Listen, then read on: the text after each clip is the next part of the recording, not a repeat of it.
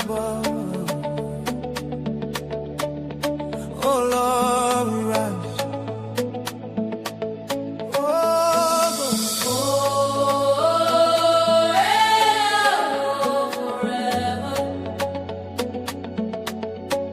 Tonight we shine like the sun. Yeah. We are married. We are married. We are connected forever under God. There's no stopping all our love. We are married. Oh, We are married. nothing can break this bond from above. No forces can touch all our love. All our love. From the moment that I found you, I knew the angels were around you. You heal my heart with just your smile.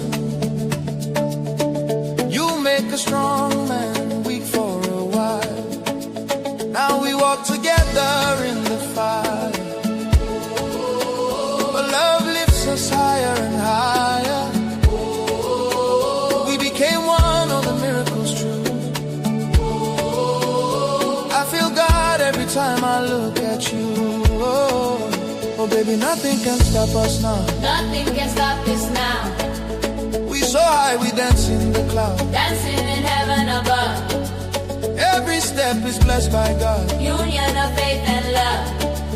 We are married. We are married. We are married. We are married. We are connected forever under God. There's no stopping all our love. We are married. We are married. Two hearts together forever as one. Nothing can stop us, not anyone. Not anyone. Now we so high, we dance in the sky. Our wings of love, they help us fly. We own the stars in the night, but we share every shine of our light. Our love will heal the world again, make the broken hearts rise again. They will remember what love once was when they see what God made of us. Oh, daily, this love is holy. Holy, holy love. Hold my heart and don't let go. Never letting go. Our love will change the world, my darling. Let the whole world know. Let the whole world know. Oh, We are married. forever, forever. We are married. We are married, we are connected forever under God. There's no stopping all our love. Oh, We are married. ooh. We are married. We dance in the sky, our spirits above. Heaven is smiling on all our love. Oh, baby, shine tonight. Shine tonight. Ah, baby. Yeah. Shine tonight. Shine tonight. We lift the world with our love. Love forever. Thank you, Father, Thank you, Lord. for the one you made for me.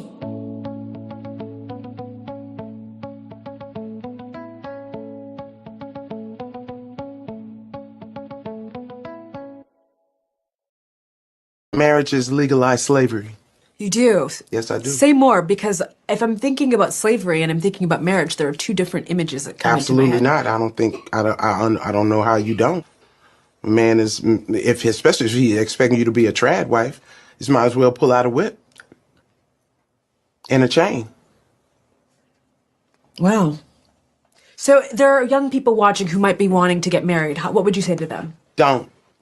Don't get married. No.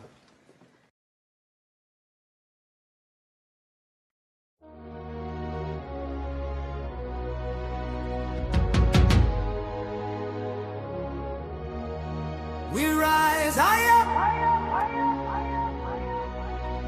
to the fire. Untouchable empire. Untouchable empire. We rise higher to the fire. Untouchable empire. Lift us higher. Ollie and Fatty, bring truth to the streets. We stand for the people, never fall, never retreat. Untouchable empire, we don't break. We rise higher every step we take. Higher, higher, untouchable. Higher, higher, untouchable. Yeah, we step in the room and the whole crowd lifts.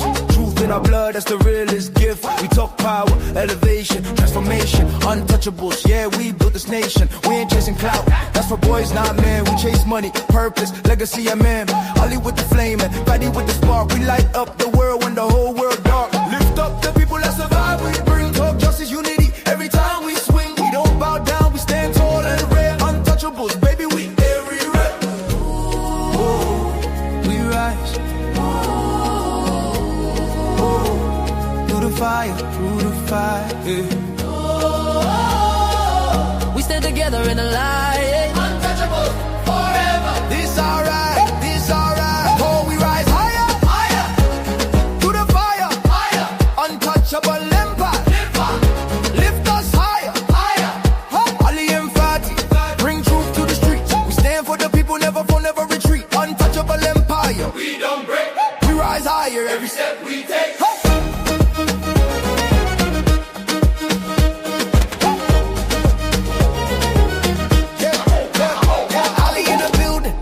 We move with the grace.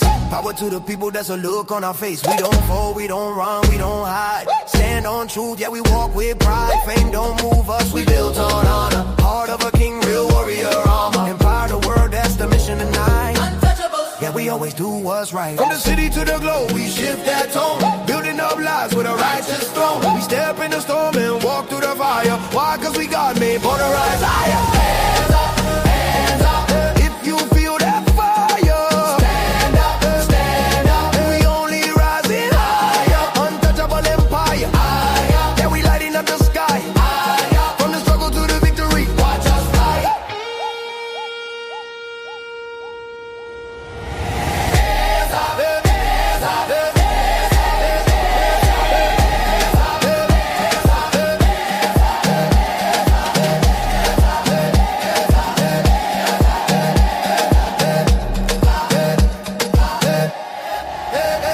we rise higher.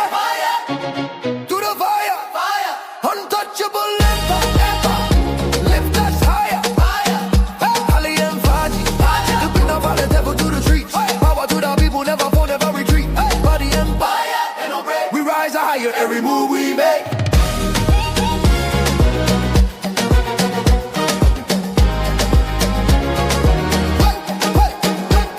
To the fire. We rise higher. Oh, touch. Him play.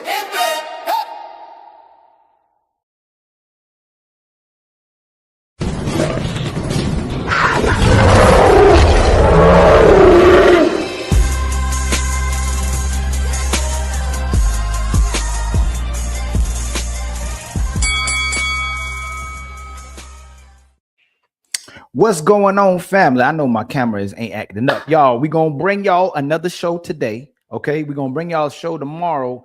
I would try to go in the morning, but I gotta take care of some stuff. That's why I went a little later today. We're gonna give you a little show that'll hopefully entertain y'all today and give you some information that may be vital for your relationships, that may be vital for the single people in attempt to decide whether they want to take life a little bit more serious, or people more serious, or marriages more serious. Hopefully the people that come up can give you some insight on that as well too. Much shout out to people in the building.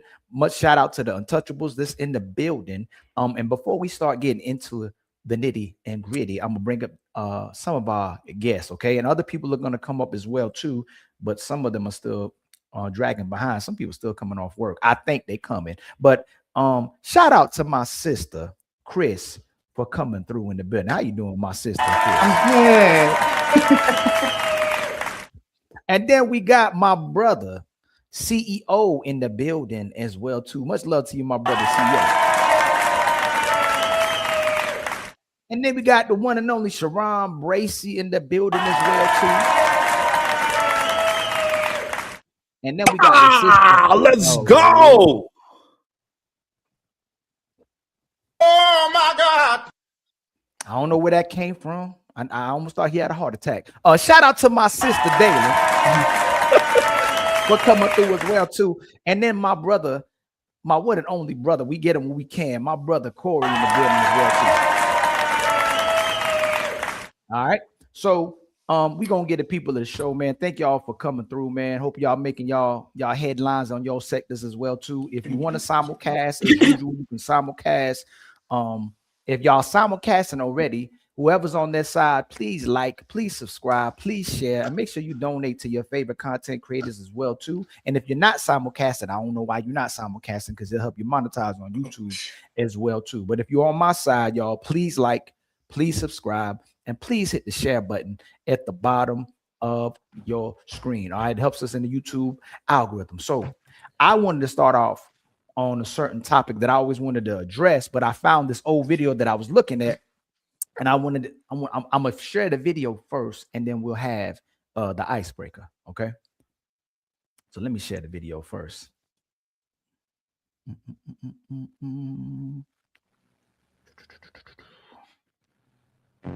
In a relationship, I think I have anxious attachment style. Everybody knows I'm an Aries, I'm a fire sign. I get very passionate.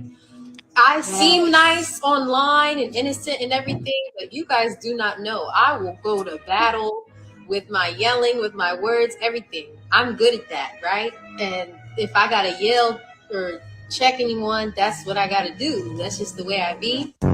Clap back or sit back. I always have to choose clap back. I'm sorry. I'm a very kind person. But if somebody looks at me or the people that I love, it's over for you. I'm an Aries. Sorry. Never have I ever started drama with my boyfriend for no reason. Put it down. I you know. I'm territorial. I'm a jealous girlfriend. I'm a territorial girlfriend. Where you go, who are you with? That's me. I am nosy, number one. Number two, I like drama. I just don't like drama in my life, but I love watching it in other people's. So I love my baby so much. I need him with me in order to function, in order to be able to do the scenes and everything. So he's been out here with me the majority of the time. But this week, and I go home on the weekends. But this week, I had a lighter week, and I'm going home tomorrow. So I got here last night, and I'm going home tomorrow. So I was like, let me try to test myself and see if I can be without him for a day and leave him, let him and his daddy have daddy and son time. And you guys, I miss him so much. But everybody knows Moo's the best daddy to him. But I miss him so much. Yesterday on the plane, I was crying, and I went to the little airport stores. I bought a teddy bear, and I was like clutching it to my chest. I bought a build-A-Bear and a blanket, and I was clutching it to my chest, literally on the plane last night, crying to not feel like miserable without him. I love him so much, guys. I don't know how this is possible. Anyway. So that's the icebreaker of today's show, y'all. Are women actually bringing peace to relationships, or are they actually bringing problems to relationships? And we'll start out with my sister, Chris, and we'll get all around to my brother, Corey. All right. Starting out with me. Yes, of course. Why not? Why not? Right. Okay. The Are women untouchable empire, baby. are women bringing peace to relationship, or are they bringing problems? Yes, ma'am. I believe that women do both. It just Okay. depends on the type of woman that you choose. Oh my God. Okay.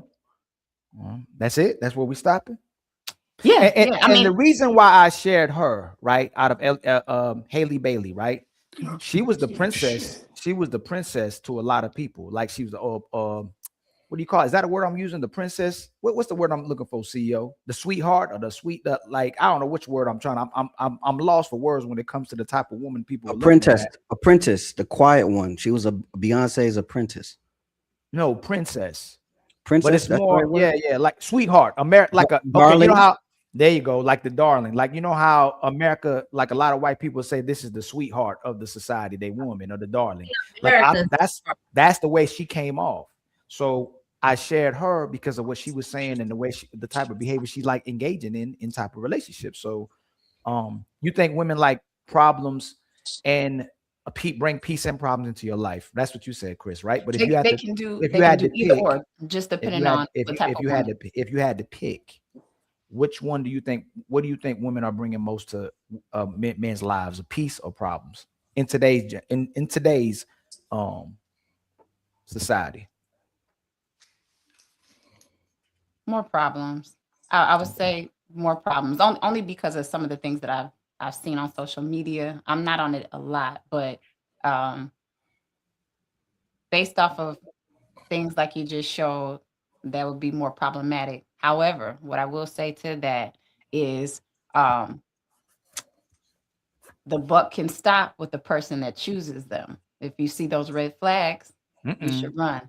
Uh-oh, we go to the red flags. Okay, all right. Woo, we got to run. So all we can do is leave, right? Yeah. CEO, what do Yes, you think, brother. or why do you think? What do you think? Majority of the women are today in society. Are they bringing peace or problems in today's relationships, my brother? I think majority of the women today are wearing a mask, right? Depending on how they feeling is which mask they could pull on. So they're going to put on. So I think they can bring peace and the chaos. It just depending on all how they feeling in that moment. Mm-hmm. But remember, the women are supposed to be the lovers and nurturers, right? So I'm asking that because if the sisters are the lovers and the nurturers, and they are the ones supposed to be bringing peace, is that what you're seeing in today's society? Where women are bringing primarily majority of times peace. That's not what I'm seeing, but I know it exists. Okay. How about you, my brother Sharon Bracy? Do you think majority of the women today are bringing peace or problems into the relationships without using the word both? No problem. I believe. Thank you, my brother. Majority, Problems? I got you, man, already. That's what I'm talking about. Problems.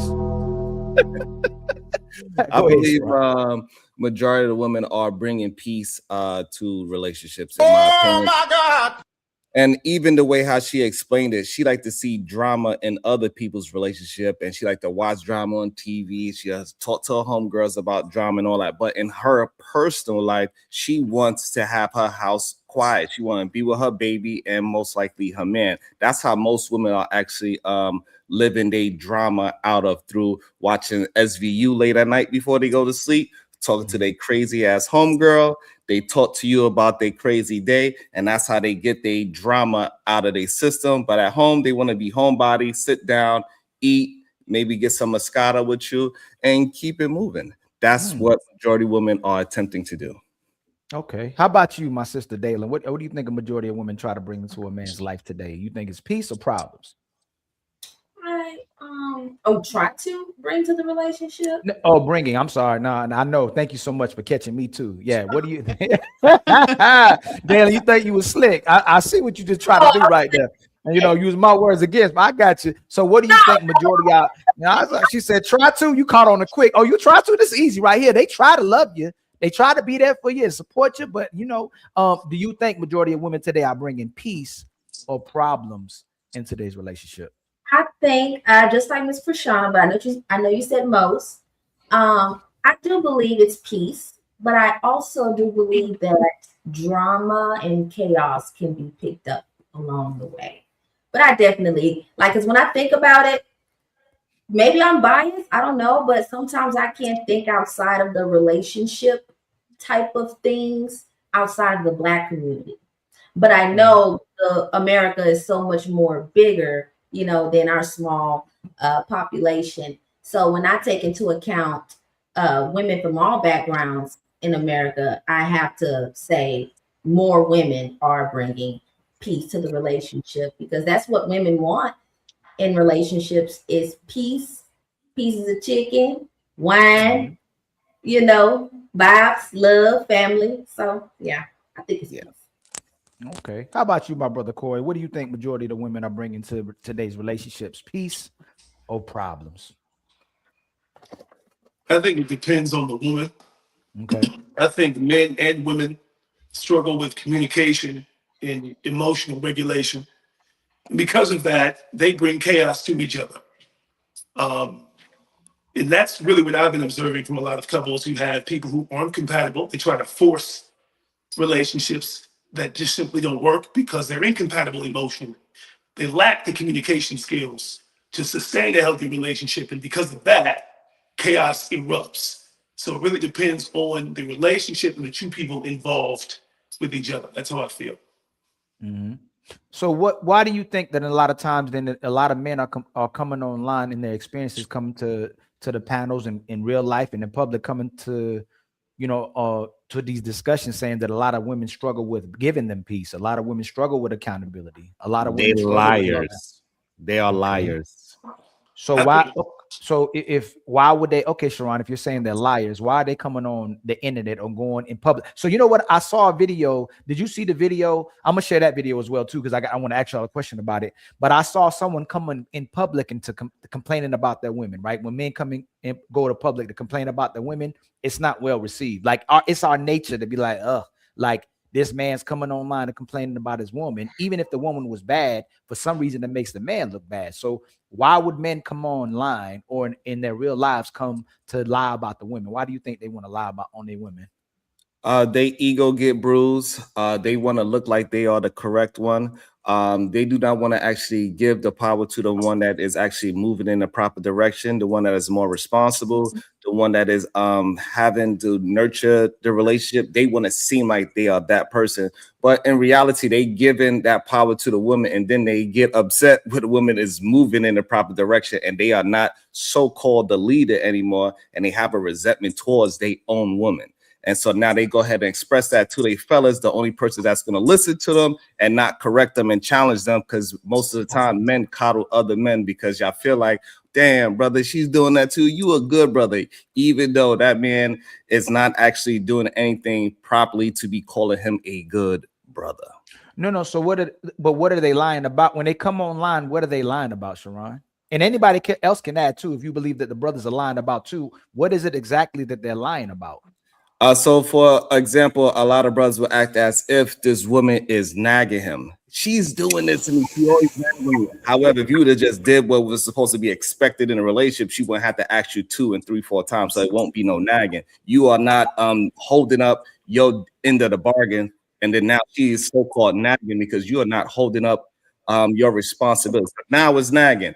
You having to be you got a wandering eye, and then now she is acting out in public while she's correcting you with your wandering eye. And then you're like, yeah, man, she crazy. No, she ain't crazy.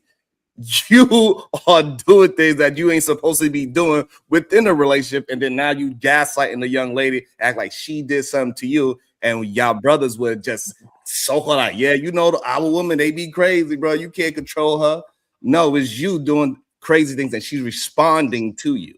Okay, so you saying they're lying. Where are you coming up with the determination that they're lying, and who's telling the lie or the truth on the brothers? Who's telling you the truth about what they're actually doing, and how you coming to the table and going, the brother is lying, but whoever's telling the truth on them, this is the truth tellers. So you're saying the women are telling the truth about what's happening with men, and the men are lying about what's happening in relationships. Women are responding to their mate. The way how we know is because majority of men would come to, I'm gonna go with the lie part. So for example, one lie that is a normal lie that men would say is that, like, she don't know I'm cheating. I don't know why she tripping. She don't gotta know. She understands all these different things of who you are and things are not added up. So she, hey, why you stayed out so late? Blah blah. She had having accusations, and even though he is cheating, he will call her crazy because she don't have the downstroke proof of it, and then he will act as if she's crazy, and there go the gaslight of the whole situation. Now she's crazy, even though her intuition is telling her the correct thing. Yes, but we know data-wise, most people don't cheat on each other, right? Most people aren't cheating. So let's stick on the relationships where the people aren't cheating.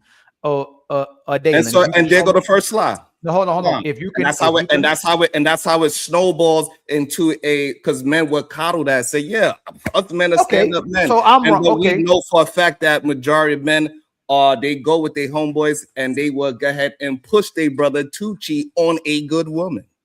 So most men. So hold on. Most men cheat, and Dalen, you agreeing with him too? No, he's going deeper. I was talking about. No. I'm asking just real quick, y'all. I'm asking real quick because I'm gonna ask you one more question. So you and Dalen agree that most men cheat. That's what y'all are saying, right? No. He's saying his own thing about men specifically, but to what you said previously is that most people don't cheat. People don't cheat. Yes. You said people instead. So yeah. Yeah. That data-wise, when we look at the data, whether you're looking at self-report or other people reporting as well too, most people aren't cheating. Most people aren't saying they're getting cheated on. And you believe the cheater, the person that is lying in a relationship to tell you the truth. No, I didn't say that. Most people aren't saying that they're getting cheated on and that they're cheating. It's the minority of people who are cheating. And can we talk about the relationships of the people who are having issues prior to the number one reason most people separate Sharon is because of lack of commitment. That's the number one reason. But the issue that we having, right, is you trying to turn it into a different conversation. We having a conversation. No, I could stay where you are, but we having a conversation about the lies and the problems within relationship that men are having when they voice it to their brothers.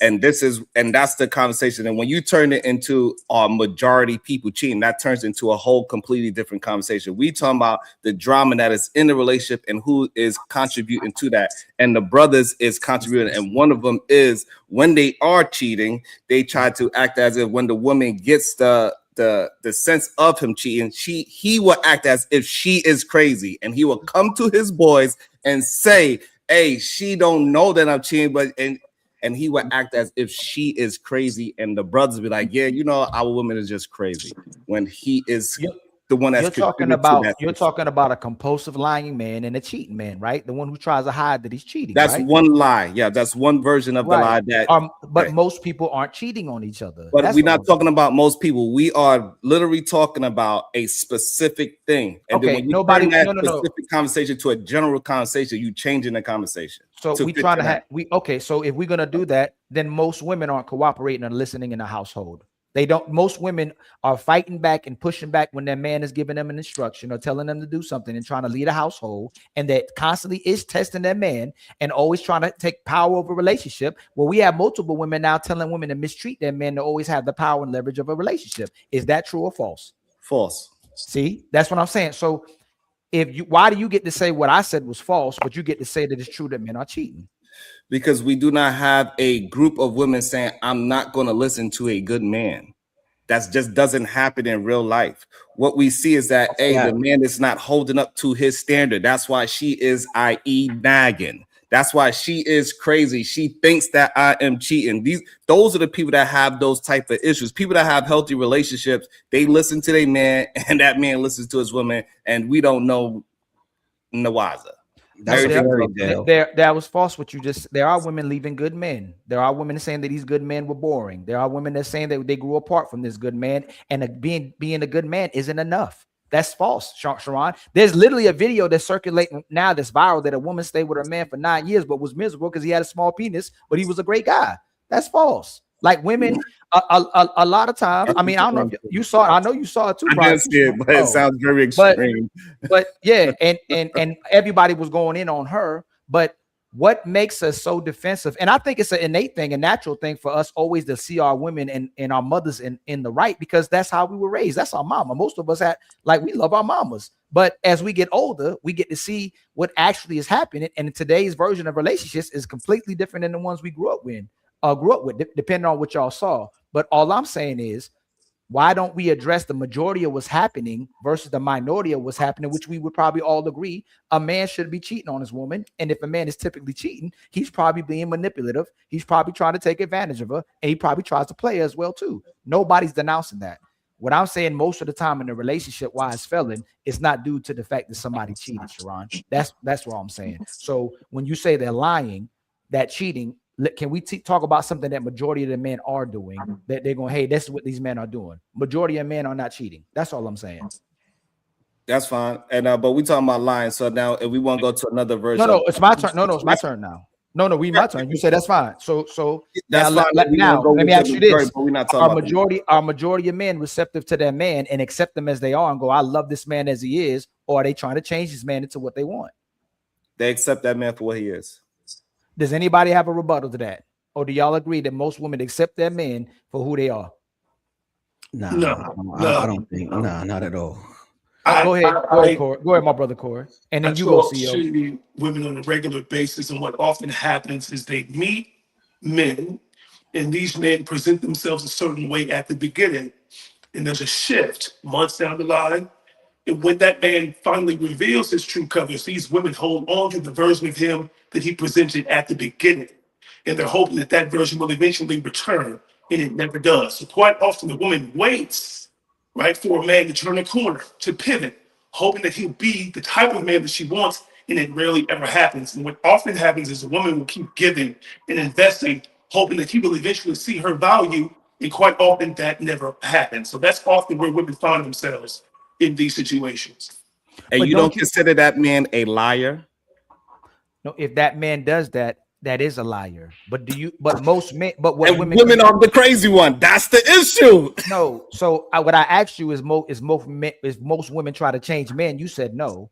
That he disagreed, and I believe CO would disagree as well too. But Corey said that men show a different type of man, right? They're not who they are in the beginning, right? Mm-hmm. But you also agreed that most women are not satisfied with the initial guy as well too. They try to change him as well too. Women aren't accepting of that guy. Most women. Go ahead, Corey. You about to say something? I would say initially the guy puts forth more effort, and so he creates this illusion that he's checking all of these boxes. He's this dream guy at first, and then once he's emotionally invested, that's when he pulls back, and that's when things change. So it is the okie doke. It is manipulation to some degree. But here's the thing. A lot of women go for men who they know in many cases won't be faithful, who they know got 3, 4, 5 baby mamas, who they know ain't shit, and they hope that man will change. And that doesn't happen either. So they have to take accountability for who they choose as well. Right. Sorry, come on. Sharon, I'm sure you agree. Hey, Sharon, and I'm gonna ask you that. Hey, Sharon, no, I'm asking you because I know you agree. Because I'm gonna ask you a question. Who would a woman sleep with first? The man she's crazy about, but already knows that she'll never marry her, or the man that would marry her, but she's not crazy about? Who she has sex with first, Sharon? She definitely have a choice. So she's gonna choose the person, whatever that thing is. So the woman absolutely has a choice. You didn't answer my Sharon. You didn't. Sharon, I know you ain't just did that. That was my question. The woman absolutely has a choice who she sleep with. No. Sharon, I'm asking you again because if you want to frame it as crazy, then yes. No, Sharon, that was my question. Crazy in love, yes. The crazy in love, however you want to frame it. That so Sharon, Sharon. So hold on, Sharon. Work with me, Sharon. Work with me. I'm gonna get right back. Sharon, I'm gonna give you the mic. Sharon, I'm gonna give you the mic back. So do a woman accept that guy that would have married her and Prince Charming the way he acted? Because typically these guys are crazy about the women want to be with these women. They want the guys that they are crazy about. Does she end up dealing with the guy she's crazy about and tries to mold him and change him to what she wants? No, she do not try to change him. No. Corey just told you when you agreed. See that now that's a lie. Hold on. I want to address it. So no, what Corey showed was that lie that men put forward up front. That is the lie already. Already, that's 2 lies that we uncovered in a very short time. And I'm glad Corey was just being honest about it, because majority of men, they will come into the relationship lying, and then when the women want to hold him accountable to that representative that he showed her, then that's when she become nagging. That's when she become crazy, and that's when all these women, they want to be lied to. They don't want the real me, and they start to resent that woman because they know they got that woman off of a fallacy in the first place, and he cannot maintain that mask that he put on in the beginning, and that's why he wound up breaking up with that woman. Corey didn't say that. How did he? So one, how did he lie? Two, that's not what he said. He said the women would be struggling with picking the red flag guy too. They struggle with, they don't struggle with vent. They struggle. They pick that guy that they know ain't ish from the beginning, and they deal with that guy. That's what Corey said. You agreed with him. So how did he lie if you agreed with him? Unless y'all both lied. I think two things can be true at the same time. You have a group of women who are manipulated, and you have a group of women who constantly and consistently choose the wrong man. And this is why you have men who will have 4 and 5 baby mamas in the same neighborhood, in the same city. It's because many women go after the men who they know are either dealing with other women. They go after men who've been with their best friends, men who they have heard about, through the grapevine. This happens all the time. Right, but what I'm saying, he conceded to what you said and then said you lied. But then that would mean that he lied too if he conceded to what you said. Y'all both lied if you lied. But so Sharon, why did you say no? Okay, hold on. I see where this is going on. You missing what I'm saying. Okay, I'm saying the initial lie, right? So first we dealt with the lie with the cheating part. Now Corey is bringing up a different lie that men do when they put that represented out and they cannot maintain that lie that they presented to that woman. That is another lie that men produce to women. And then that man, he turns into looking at that woman as she's crazy, she's nagging him because he cannot maintain that facade of this perfect man for that girl that he presented to her in the first place. That is the lie, not him lying. Men are lying with that representative is what I'm saying. There's another layer to that, though. It's the lies that women tell themselves about that man. Oh man! Right, that's because they believe him. There's another layer to it. No, he said the lies they tell themselves. Right, because they believe they want that man. Right, because they want that man, that representative that Corey's talking about. They want that man to be honest. They want that man to be for real. So that man that he presents as, hey, I got this together. Whatever it is that he presents, she want that man to actually be real. And so that's where men get this whole idea that women want to be lied to. Hey, Chris, and I got a question for Chris, and I got a question for Dalen at the same time. I want to show y'all a picture, okay? Okay. My brother Sharon be cooking. Sharon cooking himself. Hold on, let me show y'all something real quick, y'all. I want y'all to see something, okay? And I'm gonna ask y'all a question, okay? Because I'm on my brother Corey's side. My brother CEO, did you agree with or disagree or anything with my brother Corey was just saying? Well, they both made valid points, right? I agree with CEO. Corey said the man would put on a facade to get the woman and then change. And then he also said that he would pull back, right? Now I think that pullback that ain't all he said though. No, I know. But how can he? So how can it be? Hold on, CEO. Corey said that initially, like that men can present one thing and be something else, and they lied to the woman. That's the first thing that he said. But then second thing, he said that a lot of these women already see the red flags of this man and look past that because they'll lie to themselves. Yes, and that goes into what I'm about to say right now. Right? Okay. I think as far as from what you're saying, I think women do try to mold men either for better or for worse, right? They try to mold men into the idea that they think he should be, no matter how bad or how good he is. And to Corey's point, I mean, not Corey, to Sharon's point, they definitely, men definitely do be lying. We run the game so we could just get in the end zone. You feel me? Do you think so? I'm trying to find this so y'all can see it so I can share it on my screen, right? Mm-hmm. They got a study that says that 88% of women have better investigative skills than the actual FBI when they feel like something is off, right? Sisters, before y'all date somebody, and Chris and Dalen, it's one thing about young girls. When y'all get older, y'all do an research about who this person is, right? Y'all ask around about the person. Y'all don't just go, I'm just gonna take his word for it, right? Mm-hmm. Do y'all honestly take a man's word? Like, and this is what Corey's talking about, right? If y'all met Ali and you met me for the first time because y'all not Bill Nye the Science Guy, you Inspector Gadget, right? You can be the other one too. And you meet a guy, the first thing you kind of want to know if he's talking to somebody else, right? If you actually interested in him, right? Maybe when we're 20, in our early 20s, yeah, but as you get older, you start to assess how you are make yourself available to certain men. So when they do approach, you take what you hear as what you hear it, as you hear it, taking information as you get it. I wouldn't say we're immediately checking Facebooks and Instagrams just to verify, but we will interact with one another. That will make it easier for us to be shown something that we need to see ahead of time. So instead of looking for it, we put ourselves in positions because now we know better to let the information come to us so we can act accordingly. So let me give an example what I mean. And fellas, y'all can attest to it, right? When you see a woman, sometimes in your mind, you can be like, hey, man, I bet you she probably only in a relationship or married. Do y'all ever see women and Corey and Sharon and CEO? Do y'all be like, oh, I know that person probably married or in a relationship? Do y'all ever feel like that when y'all see a woman? Yeah. Sharon? Ask the question one more time. Do you ever see a woman and the way she's conducting herself, the way she's moving, how she may present herself? You're like, man, I bet she's already in a relationship. She already got a man. No. Okay, you're the only one, right? How about you, Corey? Yeah, I've made that conclusion. Sisters, do you ever see a man and go, oh, I bet he dealing with multiple women if he don't got if he might be in a relationship, or if he ain't got a relationship, he probably dealing with multiple women. Do y'all have that innate sense as well too when y'all see a man or meet a man? No, I mean, I don't. No, no. I don't. So you're telling me when you meet a guy, you don't already assess to yourself whether this man is in a relationship, and if he's not in a relationship, you don't go, hey man, hey, this dude might probably deal with several women. Let me ask you a question. Is this particular guy pursuing me? No. I'm saying like you just see, like y'all don't. So we all gauge each other. We see people. We see how they present themselves, right?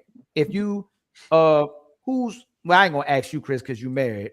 Or are you allowed to? If I can I ask? Hey, Dale, you got a celebrity crush? A celebrity crush? No. Yeah. Is there a celebrity you find attractive? Sure, they're attractive celebrities. Can you give me one? Nicki Minaj. Well, male. Oh, you got to specify. I shit. I don't know. Dang, I can't even think of nobody. Chris Brown.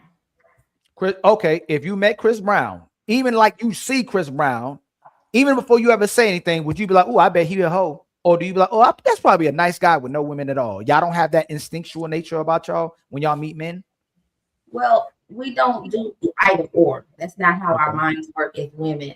When we see a man that we automatically know off rip is attractive, we do think, oh, he's too handsome to not be dating a woman that's just as attractive. Because when people see something that basically glows or shines, it's like a rat race. You got to get to it before it gets gone. So I do absolutely believe that most of us think, well, I wonder if he's married. The first thing we'll do is probably look at his left hand and see if he's wearing a wedding ring of some sort, or if we see his car, we're looking for the car seat back there, like or something like that, just to or ask if he has options. But if you don't see when you don't see a ring, do you typically believe this man probably doesn't talk to a woman, talks to one woman or several women? Is what I'm asking. I can't do that based on what I'm looking at. That doesn't happen until we start to engage in conversation and you start hearing how a man talks, what his level of conversation is. Right. And I'll even tell you this, even how he dresses, that can tell more. You can say something more before you even need to say anything out of your mouth based on how you dress. So case in point, if y'all met Corey right now and y'all met him like that, you saw him like that, look, you see him right there, sitting down right there, would you go, oh man, he probably doesn't talk to any woman, or he probably talks to one woman? You go, that brother probably out there knocking him down. What would you think? We would say something like, I'm sure that he's not short of options, meaning that he's an attractive man. So I'm sure that he does have options. That's how we would think. I'm sure he has options. And we wouldn't say like, oh, I'm sure he's knocking him down. You know what I'm saying? At least my mind doesn't think like that. I don't think we rush to be like, so when women, like, would you believe most women, like Sharon just said, most men cheat? He just said it himself. That's a man that said it. Yes, you did. We that's what we were fighting about. He said, hey, CEO, you my witness. I clarified. Corey, my witness. Oh, you did. I did clarify, please. Yes, I did. I clarified That's that crazy. we was having a specific okay, conversation. well, let me not ask you, on Sharon. how women act ACO. crazy. What's up, brother? And Corey, do not most women, a lot of their narratives will say that all men are cheaters, all men are dogs, all men want is sex. I've heard that. So I'm asking Dalen and Chris while we having this conversation, y'all don't go, oh, I know. You just go, oh, he's a handsome guy, but he probably doesn't talk to anybody, maybe one woman. Oh, he has options. So check He's this not out. knocking them down, though. It is the type of woman with a certain mindset. So the type of woman that you're talking about, and I'm not putting anyone down, the type of woman that says something like, I'm gonna give you an example. Oh, I'm sure he's probably knocking them down. What do you think of that type of woman? A woman that says, oh, I'm sure he might have options, or a woman that says, oh, I'm sure he's knocking them down. What kind of women? These are two separate types of women. She's being realistic because the women like the men. They're both being realistic, but it's the manner in which you say it. So no. I didn't say you would say it, Chris. I said you think it. No, right. The think. Okay, so the think, but it's the manner in which you would think that. So a woman who says thinks in her mind, oh, I'm sure he's knocking it down, immediately she's running to a negative disposition versus a woman that's saying, oh, I'm sure he has options. That's positive, meaning that I am aware that this man right here is not short on options, meaning that I may be an attractive woman. He may see me. However, I'm sure that there's a possibility that there's somebody else that can catch his eye as well. You see what I'm saying? Versus a woman who says, yeah, go ahead. I'm sorry. I think you and I know, for sure, like what that type of way of thinking of a woman, what that stems from. And it's one word. Like when you first were explaining it, it just clicked in my head that there's a certain thing that a woman has to have that's no good for her that makes her think what a man already has when she sees something that she likes. I think purity. Do you think that's what it is too? Yeah. That's a little bit of it. Some of it. And immaturity too. There you go. Yeah. What I think happened is Ilkan, you jumped the gun to a woman's discernment of how that man is communicating well, because some men could come off as, hey, I'm into smooth talking to women, and I see the way how you communicate, you do this very often type of vibe. So women can pick up on a man that he has a certain kind of style and routine, and she like, oh, hey, we know what this is. Like, I think that's what you say. No. I was really having a, like, whether women admit it or not, when they meet a guy within the first few seconds, especially if they like the guy, or attracted to the guy, they'll know whether they sleep with him or not. They know that right away. What they'll lie about it if they want to on this panel, but they know whether they would sleep with him or not. So they know that. And I'm guessing that the man messes that up throughout. No, I didn't. No, most the mature guy or the guy. So this is the thing. Really quick, because you make that statement, I want to point out that, of course, when you look at someone, you automatically know if they're attractive to you or not, because you know what your type is or what catches your eye. What makes you like it and want to possibly pursue it, of course, sex is on your mind. That's our biological nature, like to, feel that way about the opposite sex. But of course, it's our behavior and our, respect ourselves that, so we know how to handle that. I just wanted to make sure that we have it clear and understand that just because we know that we would bust that thing open just because of what he looked like, that we know that it is dangerous to do so. Like if something seems so fun and feels so good that quick, something got to come with it. It's too good to be true. Nothing comes that easy. So as you get older, just because you fine don't mean that I want to have 15 minutes of hot, sweaty pleasure because I'm gonna end up paying for that later. And we don't see that in our real life experiences. Even when the women mature, especially when you're younger, women are extremely territorial and competitive when they see a guy that other women like, and they'll even go as far as try to claim that guy. And her last ditch efforts would be using sex, especially if the guy shows interest. Like, y'all know the thin line. There's a line between a guy having sex with you and a guy finding you attractive enough or valuable enough to be in a relationship with you. That's that thin line, right? So a lot of times when women like a guy, like Corey was talking about, you're gonna put things in your head, especially if you like them and you see someone else like them as well too, and you're gonna get competitive and you're gonna become territorial. And if you start dealing with them if you start spending time with him, you're already in the back of your head. This is my man. Like we got to admit the actual tendencies that women have and the behaviors women can demonstrate when they actually start liking the guy, and they'll feel like a guy ghosted them or a guy took advantage of them when the guy never claimed them or even said he liked them. It's because she liked him, and she took it. That the women feel like they have to compete is because eventually a man that exercises his sexual options eventually stops.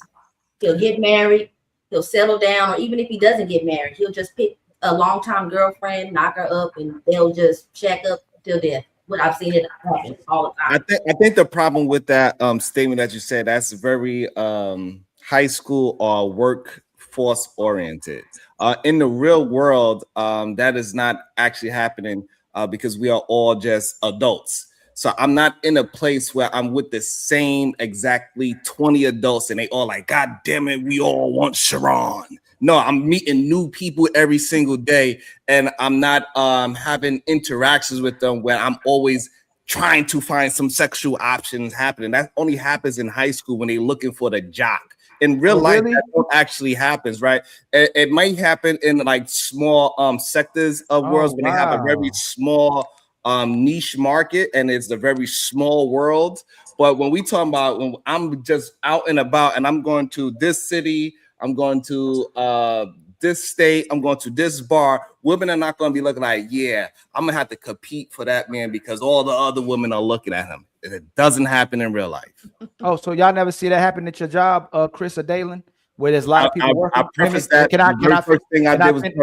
You said that's an elementary thing. Do women not go crazy at the job about a certain guy that works at the job? Are they not? You may not be the one who does it. Sharon may be the only guy that doesn't see it. CEO and Corey, if y'all work at a location or places where there's a lot of people, are there not times where there's guys that the women go crazy about that work at the place, especially if it's a CEO, especially if it's a doctor, especially if it's a head honcho, especially if somebody who's running a company? The women stop having that type of attraction towards men collectively after elementary school and middle school and high school and college. That don't go into adulthood. So all these women going to watch Chris Brown, all these women going to watch Usher, all these women that go crazy about Idris Elba, Denzel Washington, all Michael B. Jordans in our real lives. They're not people that live in your cities that women be crazy about. Oh, look, hey, old girl got that's not real life. What you just explained was not real life. How is that not real life? That is real life. How often do you happen to bump into? I asked them for hold on, Sharon. Before, hey, Sharon, you are in a space where you are competing with. I don't want you to talk about the Idris Elba part. I'm talking about just the jobs. Or do women go crazy when y'all at your jobs? Dalen, Chris, my brother Corey, CEO or businesses, wherever you at. Do women not still exhibit that type of behavior where they'll flock or go crazy about a certain guy that works at their job or in their careers or businesses? To your point, that has not been my experience, but I'm sure that it happened. Corey, you see it, my brother? I it happen. Let me just try to give some leads to Ali's point. I've seen that happen in work environments in which people are not benefited well. So jobs that pay maybe minimum wage, maybe a little bit more than that, don't offer benefits, pretty much in an environment where people end up having to socialize with each other because they spend so much time together. I have seen cashiers and cooks all fucking the manager. But that's because, you know, that's just like, I think that's just their culture or their lifestyle. Like, but in the field that I'm in now, no, I think that type of thing that happens is a behavioral type of thing, a maturity type of thing, and an IQ level type thing, because a smart knows not to fraternize like that. Question again to Chris and Dalen.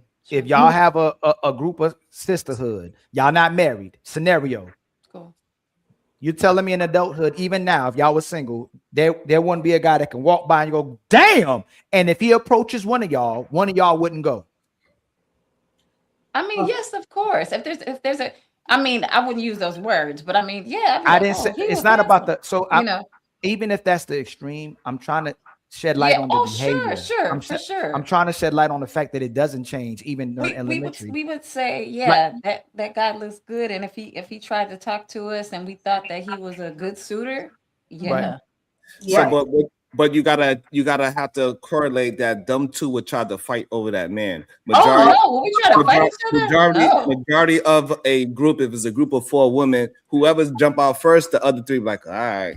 Yeah, that's not how it works. We're ladies, and I'm assuming Miss Krishana is an absolute lady. Absolutely. If a man walks up, he already has his eye on who he's gonna talk, but he walks to that girl. So y'all telling me if y'all out, not y'all saying y'all group. Go ahead, Dylan. Yeah. You said if it's a group cooking them tonight, boy. So let's say he got his eye on Krishana.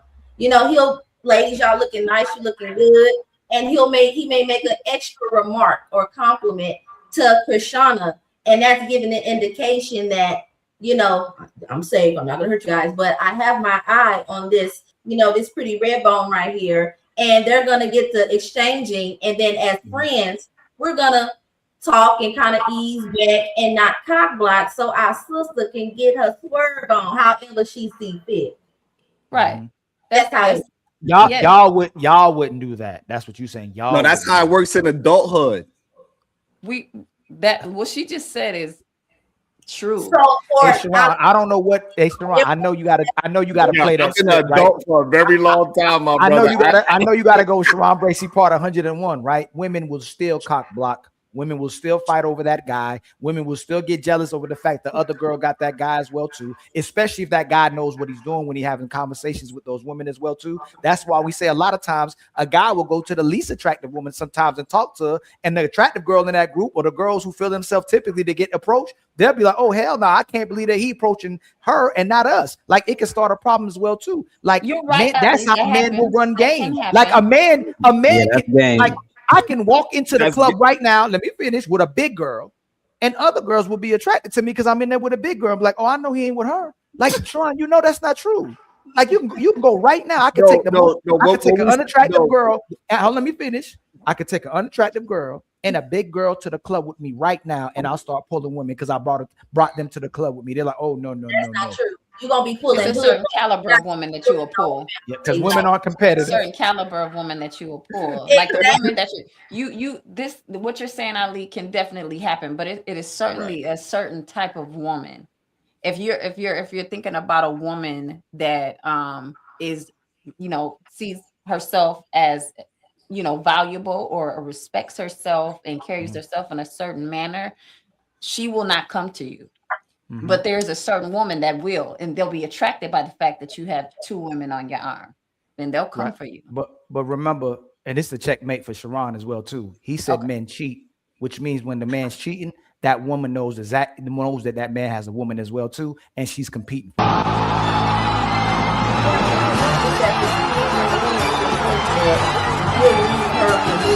Validating something in me I think like. No, but can y'all if he's cheating, can y'all concede to that as well too? When most of the time when men are cheating, the woman knows that the woman knows the woman and knows that he's dealing with another woman as well too. Can y'all concede that to that as well too? And she'll still go. So yeah, there are women that will for sure. So is that a form of competition? No. Okay, so Chris, this is the problem what you're doing, Chris. Okay. You're saying because you're not that type of woman that women aren't doing it. You're saying, you're saying it's the type of woman it is, but there's women who do it. So if you're saying a lady wouldn't do it, if you're saying a righteous woman wouldn't do it, if you're saying a woman that actually loves a man wouldn't do it, there's a possibility that wouldn't happen, right? But we know that women change. We know that women change their minds as well too. A good woman can turn bad. A good woman can break all her rules. Like we talking about reality. A woman can say, "I'll never talk to a dude like this," but talk to a dude like this. Well, if you listened, Ali, I did tell you that yes, what you're saying, those things can happen. But what from my experience and what I've seen, there's a certain type of woman or man that will behave in a certain manner. So that I wasn't saying that what you're saying is not true. It is true. It is true. It just depends on the woman. Yeah, it exists. No. We're talking about women. Okay, Sharon thought he was cooking because he don't think it. So it exists now, Sharon.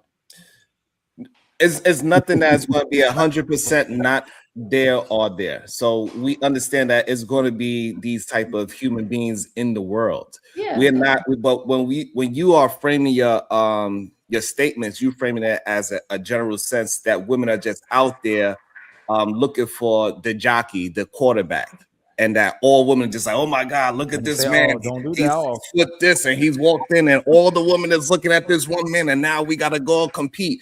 That's the that's why I was talking to that generalization that you did, not to if it happens or not. No, Sharon, he's saying majority. Yeah, I'm right? saying and that's what I'm talking about. He generalized it as that's what majority of women doing. That's what my pushback is. That does it exist? Absolutely.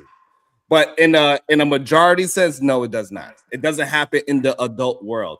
Just like they'll say, yeah, maybe at UPS, the McDonald's, the Walmart, Target, all those places, you know, all that nonsense, co-workers sleeping with each other and all that's happened. But I'm gonna ask again. When you making that 6-figure salary, they are going to be very intentional by not sleeping with their coworkers because they don't want to lose their job because it's a very important job. So majority of people have outside spouses that is not connected to their industry at all when you are working in the professional world. Hey, Dalen and Chris, Yeah. when a woman is attracted to a man and he shows interest in her, are most women territorial and competitive when it comes to that? If they like the guy and the person shows interest, they're not even together yet, and another woman comes around, is the woman territorial and competitive? I don't think you can be both. You're gonna be territorial, but you're not gonna say, "I'm gonna leave the door open for competition to come so I can kill it." No, you can't. You can't do nothing. No. Y'all not together. So all of us have been in positions where you're not with the person yet, and there's people that's lingering around, and your nature comes, you're territorial, and you become competitive. Even if you don't want to be competitive, you want to make sure this is yours. So certain behaviors will come out. You want to claim this person, and you want this person to claim you as well too. That's where the claiming starts happening. Like if we're at like a bar or something, and I happen to see another woman eyeing an attractive guy that's also at the bar, and I fear that she may say something to him before I do, like a situation if you out on a date with the man that they're crazy about, and he shows interest in you, and he ends up looking at a woman, are you gonna just leave and go, he looked at another woman, or are you gonna get upset with him at first and ask him what he's doing? You just gonna leave? No, for me, call me petty, but now I know you're not gay because a woman walking by. You said now you know. You said now you know what? If I'm on a date with a guy, a first date, and he looks at an attractive woman. No, I didn't say first. No, Dalen. No, not first date. Okay. We've been spending. He's struggling tonight, Dalen. No, I didn't say first. I said you. What is this relationship? I said y'all like each other. Y'all like each other. Y'all interested in each other. I give more context, right? Y'all are invested in each other as well too. Y'all been spending time together. He's never done that before, and y'all are invested in each other. Y'all just not together. If he looks at someone else and he never did it before, are you gonna leave this person and stop talking to this person, or are you gonna make this person claim you and you're gonna still claim the person? I get the question, but I think you're not establishing what is the damn dynamic between. I just did. No, because you said it's not a relationship or it's not a first date, but it's like we're invested and we in this thing. And yes, a woman having a mindset about a man, that's my man. So if it's not a first date and we're invested, that's a relationship. Are you talking about casually dating? We're just out on a regular date like we've been doing, or are we? No. So what the relationship we're having an intentional good faith conversation, right? People just don't jump into relationships. Men and women typically spend a lot of time together before they jump into a relationship, especially dealing with a certain type of man. That's why women be trying to get a ring on their finger if they're in a relationship. Before they get in a relationship, they trying to get this man to claim them. Like they become. I think what I'm saying is that for the question that you're trying to ask, if I'm out with this man, ask me, Dalen. I broke it down and I'll do it again. Ask me and I'll break it down. I did it before. Y'all spending a lot of time. Y'all not together yet, but y'all are heavily vested in each other and you're interested in each other. Y'all in the dating stage. Y'all just in the dating stage. There's no official title. No relationship. So we're just dating. Dating, and we're out on the date at Red Lobster. And a big butt woman walks by and he looks. Am I going to? And y'all sleeping together? Y'all, we gonna be realistic. Y'all sleeping together too. Because ain't no woman going, he ain't about to wait. I'm waiting and all this 90-day rule stuff. That stuff out the door. That's just a movie. Y'all have been doing all that. If a woman comes near your man and he sees her and gives her attention, are you done with the relationship or you still fighting for this man? And I don't mean like literally fighting. I mean like, hey, now that's you're my saying man. give her attention versus what you said originally, which if he looks by, because men will absolutely look when a woman walks by, especially if she's attractive. But now you're adding more to it and saying giving her attention. Well, what does that attention look like? Dalen, Wait a minute. no, Dalen, that's not a good fake. Dalen, that's not. I didn't add nothing to it. I said the same thing. Yes, Dalen, it's the same thing. You said No, I didn't. the first If time. you look, that's attention. That's attention. You gave her attention. No, Dalen. Hey, Dalen. Dalen, if you're having a good faith conversation, right? You should ask me. You're putting word. Look, you're not asking me. You're just saying this is what you mean now. It's the same thing. He looked at the person. He gave them attention. I got you, Ali. Watch this. Jalen, let me put it simpler for you. Let me put it simpler for you. You're on a date, and the waiter is extremely beautiful and attractive. And when he's placing his order, he engage in a little more conversation with that woman. Y'all both notice she's attractive. Now that's the attention, and he's obviously looking at her. Do you do whatever Ali is saying? Yeah, like do you? For instance, are you done with the waitress? He not flirting. They just engage in a little deeper conversation. Okay. Well, if they're not flirting, absolutely not. I would want the man that I'm with to show that he's a personable person. He's a person that can talk, a polite person, a pleasant person. Yeah, talk to a cute girl. Big deal. I'm not going to think more into it than I need to, especially if it's not flirty. Absolutely not. So she walks away and come back and he does it again. What do you do? I think now that you say that, is it okay if I ask if you give example on what that interaction was the first time, and if she went back and brought something to the table and something happened again, could you give like an example of what those two? It's just more than here's the steak, here's the salad. It's just those are nice shoes. Blah blah blah. Nice outfit, nice pen. I like the way you got that apron folded. Like it's just small, extended conversation. Yeah, no. No what? No, I would not think any much into it. So just like you said, like nice shoes. If she came by and was like, "Oh, are those Stacey Adams?" and he was like, "Yeah," and she's like, "Those are nice," No, he's giving a compliment. He's giving a compliment to the waiter. Oh, to the waitress. Yes, the waitress. Yes. Okay, can I give my own example? Or you're very beautiful. You're a very beautiful woman. He say that. If he says that, more than likely, if he's saying it and we're on a date and we're screwing, she probably is, and I would most likely agree too.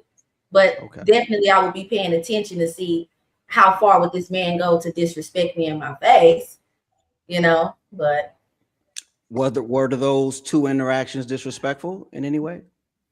No, I wouldn't say that's disrespectful. That would be kind of taking it too far. Only because I wouldn't know if I'm trying to gauge, well, what is his intention on doing that, or what motivated him to doing that. If I'm not thinking about that, then no. Got your answer, Ali? No, I did. But do you think most women, if their man likes another woman's post and picture and comments or likes on it, do you think that she'd be upset about it if he liked and commented? Do you see it as disrespectful if a man likes and comments on another woman's post and if he's in a relationship? That's Dalen and Chris. Okay. I'll let this Krishana. So let me answer the first question, and I'll answer your second question. So I'm just dating this gentleman, and we have not solidified anything. But y'all already say that we're vested. I'm just repeating what I heard, and I'm gonna answer.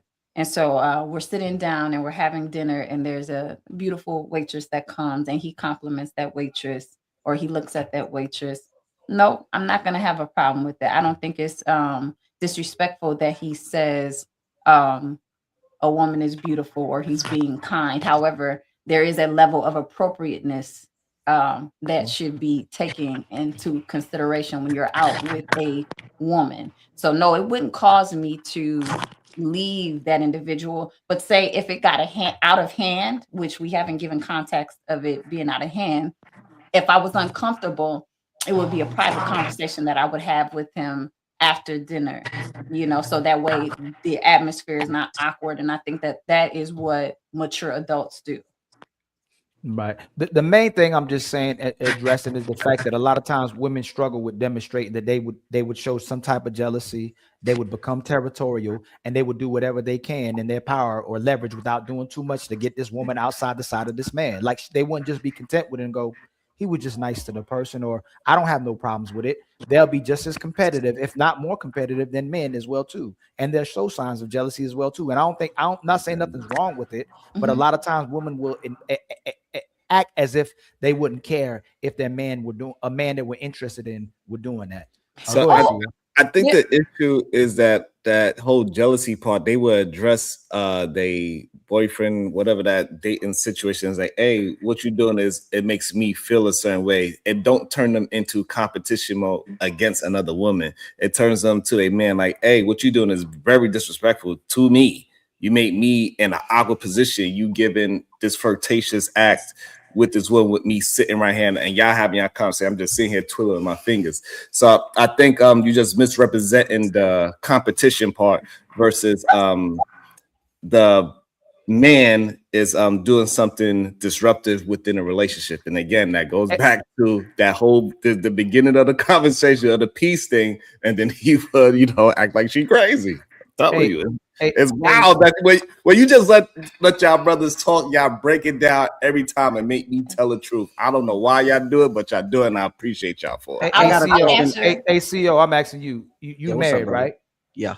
If a woman was trying to talk to you, do a little extra with you, would your woman just be okay with it, or she'd have a problem with the woman and do whatever she could to get that woman out your way as well too? Well, I'm well versed. So no, without like level. She's right. But even if you well versed, you said everything you needed to say. But y'all out. This girl been drinking a little bit too much tonight. She's being a little extra saucy with you. Is your woman just gonna let you handle it, or she's gonna start to handle it if it's doing too much? If what I did didn't work, I'm definitely going to give her the signal to like get this chick away from me. No. Before you give the signal, do you think she would engage? No. So she'll just play back. Yeah. Because are you saying because y'all had a conversation before that or something?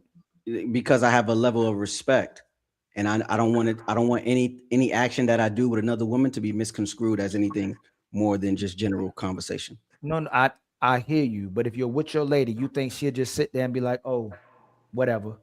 Yeah. My lady, yeah. Okay. How about you, Corey? You think if you were a woman that she wouldn't want to intervene if this woman's doing too much when you tried everything in your capacity to move her out your way, but she's being extra? Do you think the woman you with, or most of the Corey, CO2, most of the women you ever been with, your wife might be different. Do you think most of the women y'all dealt with would have engaged with this woman? Oh, I know mine would. Yeah. Yeah.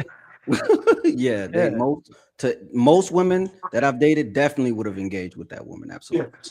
She absolutely would, for sure.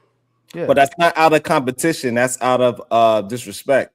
A woman that is even either gender, if somebody is approaching your mate in a very aggressive way while you are there, and then you make it known that, hey, this is my thing, and that person pursue it, that is not a competition thing. That's, oh, you disrespect me. You think I'm something, you misconstrued this whole, you got me effed up.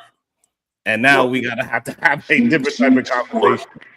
I'm a woman that's gonna jump on you if that's what you want. Exactly, Dalen. She would expect me to shut it down. Dalen gonna shut that down quick. I know you are, Dalen. You know you ain't about to just sit there and be like, oh, I know he got this, and she doing too much. Heck no. Yeah. Right. Hey, that's my man. You be like, that's my man. No, but you went from him. So the issue with the conversation, right? You know what? We got to where we got to. I'm gonna leave it there. We got to where we got to. I'll leave it. Yeah. Let me ask this. What's for Chris? Yes. What is inappropriate in what would you consider inappropriate in that type of interaction? If a man, like he already said that she was beautiful and things like that in front of me, okay, that's fine.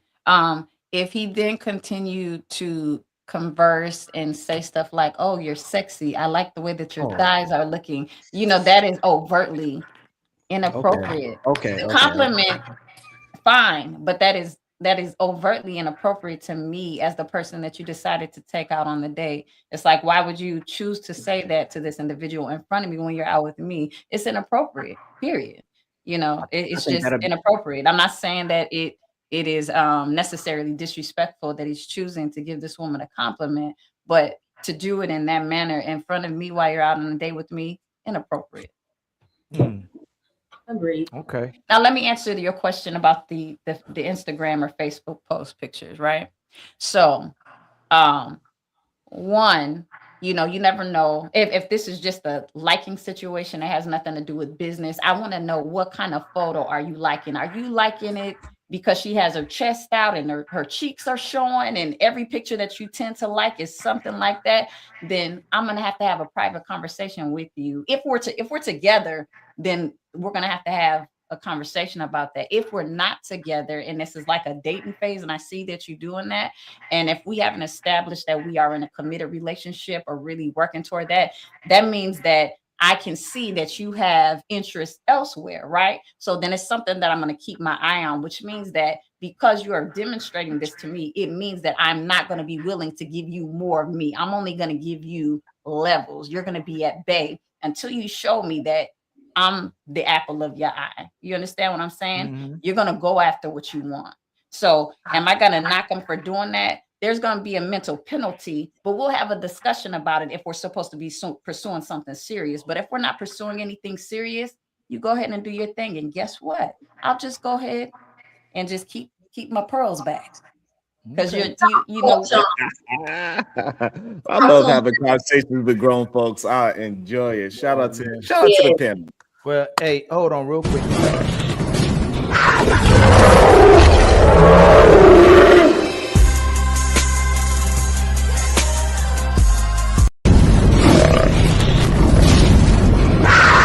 It's time for some super chats.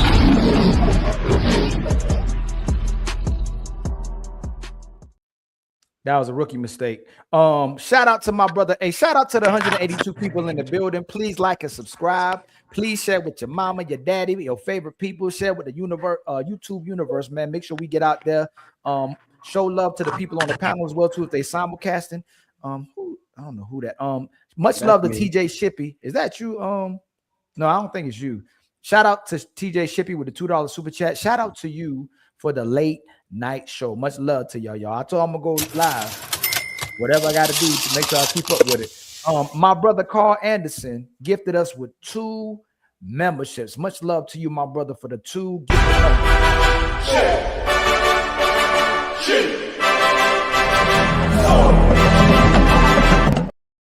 And then my brother Stu hit us with 5 gifted memberships, man. Much love to you, my brother, man. I truly appreciate the you. Untouchable Empire, baby. And that makes Stu the sponsor of the show with $25. And then my brother Construct with the $1 super chat. Makes much love to you, my brother. And then Sue says the psychological one is here, brother, at Ilkan Ali. Much love to you, my brother. And then Carl Anderson again with the $2 super chat. AdSense is activated, but otherwise, great show. Oh man. Thank you, my brother. That's all right. Robert Platinum with a $2 super chat. I got my Krishana, but I look like gerbil. I look like a gerbil. Man, he said he looked like a gerbil. And then my brother P. Keezy with a $10 super chat. Women say the original lie that they'll marry a good man, but he's either a myth or sucker who sacrifices everything before she leaves. It's a con, and men are just protecting themselves. Much love to you, my brother, with the $10 super chat. Thank you for the $10, fam. I see you.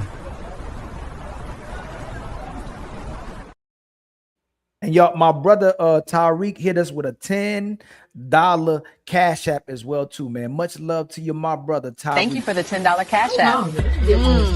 Chef. That's beautiful, Luis. Layers on layers. Keep cooking, Untouchables. And y'all don't forget our goals, man. We need 13 more members, and we need a Cash App bless just a little bit more, man. I told y'all that's my favorite goal that I like to be like to have met. 1, 2, 3, hit the Cash App for Ivey.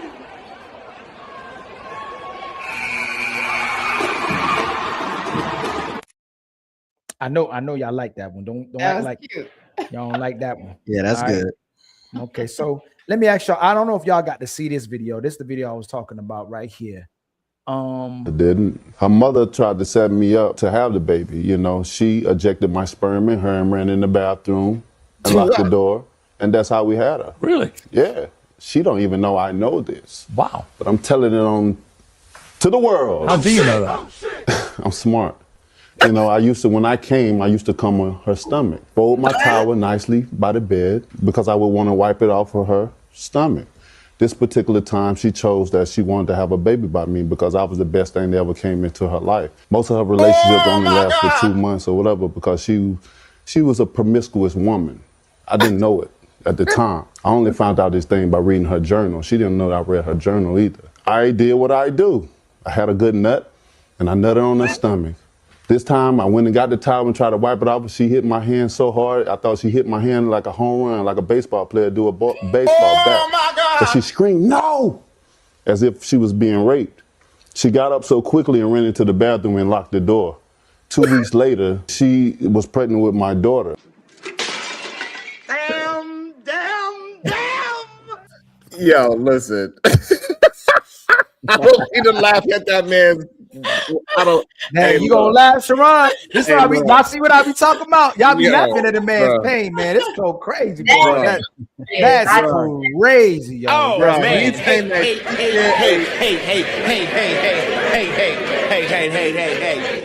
Look, man, he's saying she did a 40-yard dash into the bathroom with a syringe waiting for her in the bathroom because she knew what he was going to do. She took the goddamn turkey bastards, sucked it out of her stomach, and none of it fell on the floor, by the way.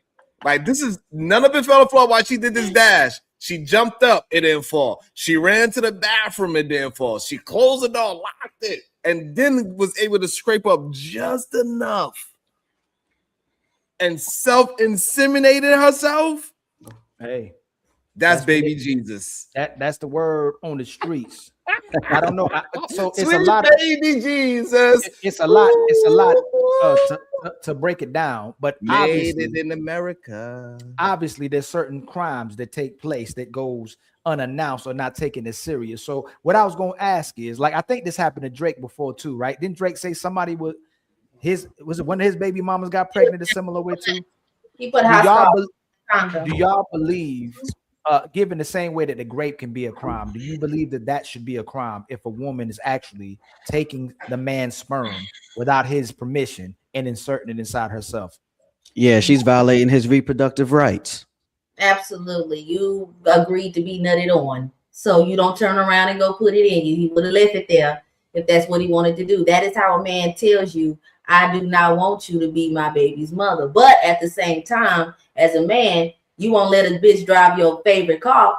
Don't give her the fruit of your loins on her stomach.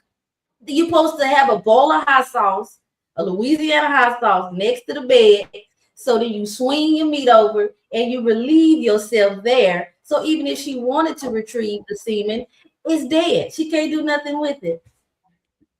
So that's what I ain't even gonna ask you the hot question. I'm gonna leave that one alone since you said that. I would say this, Alex. In my opinion, the only way it could be stolen if they are getting drunk or she got him drunk, she's completely sober and she hops on top and she kind of understands when he is about to, and she did that on purpose. I say that would be the only way she could actually steal the sperm from. She gave him a liberate. That's it. I think that's a really good point that Sharon made. Say that one last time, Sharon. That's a good point. No, it might if it's that good of a point. Let me see. I gotta hit that one more time. Maybe I'll give you some credit. Did y'all hear his story? Yeah. So basically, he said it. Basically, if an individual, a man, if he is under the influence of something, meaning that he's not conscious, then that would be no, not Sharon's story. The boxer story. He said he put it on her stomach. She said ran in that's the his, bathroom and put it up her and locked it. Yeah, You know what I'm she ran in saying? the bathroom and That's locked it. stealing. Well, He didn't put it there. What I say is this: like in situations like that, right? You put yourself in a predicament for anything to happen, right? So you had control over the situation ultimately in that regard with your stuff, just like a woman will have control over her stuff. But if you put yourself in that predicament, you have to be ready for anything that could possibly happen, even if you're having like protection, like if you're wearing protection, in that case, nothing is 100% proof. So she decided to run with it. Literally. So do you see that was how, a situation. like, if I flip this to a man doing something to a crazy. woman, right? Let's say he took something from her she didn't want taken, even if she was butt naked, even if they were being intimate, that wouldn't be the response that we would say. We wouldn't say, hey, if you put yourself in certain positions, just be mindful of what can happen if you put yourself in certain positions. No, hold on. No, you can't that's say the it's same not. for a woman too. If you put yourself in certain No, that's positions, so. my So position doesn't change with the what woman. a man If she can put do herself in to a position like that and something happened, I'm not saying that it should, but the same onus is on no, her. but how would you know? How could it be on her? I would almost assume women don't deal with men that they feel like that would happen to them. I don't think she goes, oh, this dude would do this to me, so I'm gonna deal with him tonight. I'm almost sure when women deal with a man with intimacy, it's a man she trusts this man. If she says no, I'm done, I'm not doing that anymore, she would trust him to stop, right? Ain't no woman dealing with a man that she would think would grape her. No, I totally agree with that, and I get your point. But what I'm saying is that anytime you get hot and heavy, yes, you may have a preconceived notion of a person like that, and you may think that, yes, this person won't do that, but it is still true that you have gotten yourself in this predicament, right or wrong. No, not in the great predicament, Chris. No, Chris, you got your hold on. You got yourself. Okay. You got yourself. I'm not saying I'm for anybody being taken advantage of in that way. Ever. Never. Go ahead, Dan. Never. I was saying, I think I halfway agree with that. Like, I think you're saying, like, even though you're gonna have casual sex with someone, you agree to what usually happens after that, like STDs or getting impregnated. But because this particular situation is so unique, right? I think she's also saying that it's also ideal to kind of know the character of the person you're sleeping with. So if an opportunity ever presented itself, you wouldn't even associate with them because you wouldn't even want to give them an opportunity to do that. But I see the other lens of that, because it's like, you can't have that type of trust and understanding about someone when you're casually sleeping with them. As he just said, you won't know them. So it's kind of like, yeah, the situation that you're in is your fault, but the severity of it, I won't put on him, because I think that's a whole nother level of theft. And the equivalent to that, what you were trying to say, Ali, is that the only way that would be equivalent if a man did take something as valuable as semen that's needed to, procreate. It takes a body. If a man stole a woman's embryos, like forged her signature and said throw the embryos away. So now you took this man's choice away from being a parent or not. And no. The opposite actually is, Dalen. If he forced himself inside her and say, this is what I'm about to do, and you're gonna accept, like if he lit like she doesn't want you to do a certain thing and you engage, you like that, I'm still gonna do that certain thing. Do it anyway. And I'm Can a gonna woman finish get pregnant from pre-ejaculation though? How do we know that didn't happen? Is that true or not? It could be. It's extremely difficult for it to happen, but it can happen. Okay. And so we know that didn't happen. We don't know is what I'm saying. No, we don't know. We don't go. Sharon. To the Genius and Ali, do y'all believe his story of the 100-yard dash? Is the question. Do I believe his story? Yeah, I believe Jaden, that. you believe that somebody could run to the bathroom and get a turkey baster and put the sperm back inside of their body? Yes. I would say turkey baster, a syringe of some sort. Absolutely. If he had like a syringe, because it would soak it up easier. No one walks around with a huge turkey baster. She's not propping up chicken broth. I'm only assuming it could be an ounce or less of semen that this athlete probably can ejaculate. So, yeah, I believe that she had to think fast. She already knew what she was going to do when they went to the room to do what they did. so she had to act fast. It was premeditated. If it was waiting in the bathroom, it was We need a doctor in the house, Genius. We need a doctor in the house. I need to know how long can sperm last on 100-yard dash stomach. I need to know. If you eat a lot of cucumbers and pineapples, it's thick. When it's thick, it's not runny, so it's possible. Right? The fact of the matter is, she ran in the bathroom with this man's semen on her stomach and put it in her stuff. She violated. I don't know how he's responsible for that. So hey, it's the when the semen is, this is stupid, Sharon, that you're saying we need a doctor in the house, but when it's dry, you know it's dead. But if it's still you know what I'm saying, like it's still a small risk that she can get pregnant if she gets in there it right away. But it's a high risk, obviously, if it's a side, it's gonna be alive. You know what I'm saying? Like you know, staying alive. But if she takes it fast enough and puts it in there while it's still running, like eggs. Yeah. If it's still running like some eggs, it's a possibility. Hey, Ali, she can possibly get pregnant. My God. You know what I'm saying? That's how you really know it was premeditated, and she did her homework. If she doesn't have any medical background, she knows that sperm, semen only lives outside the human body for a certain amount of time before it has to be frozen to a certain low temperature in order to keep it viable. So because this was premeditated and it was done, I absolutely believe all states should start considering, all leaders should start considering and taking it seriously that a woman would make you legally responsible or make you a father. What if this man had sickle cell trait and you didn't know that? What if he had some sort of illness or something, or now you bringing in a disabled baby into this world, and just like he said, this woman don't care. This woman doesn't care about. She just only thing she cared about was having that. If everything is 100% that this is how she got pregnant with the 100. Was that competition, Sharon? That she don't care what the baby came out as long as the baby came out and it was his baby. That's the only thing she cares, so she could get child support and to say that she has this famous.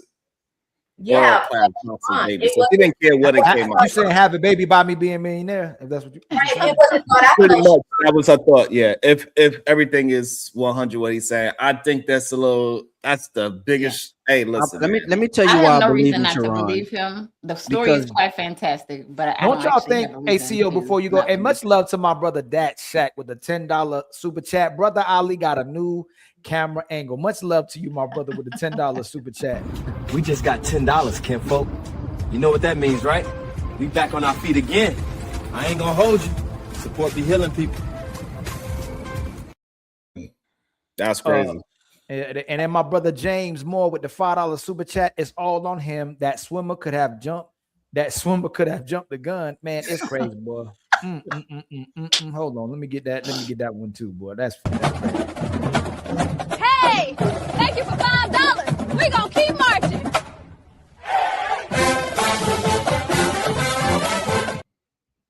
See, y'all got putting the women in there, Sharon.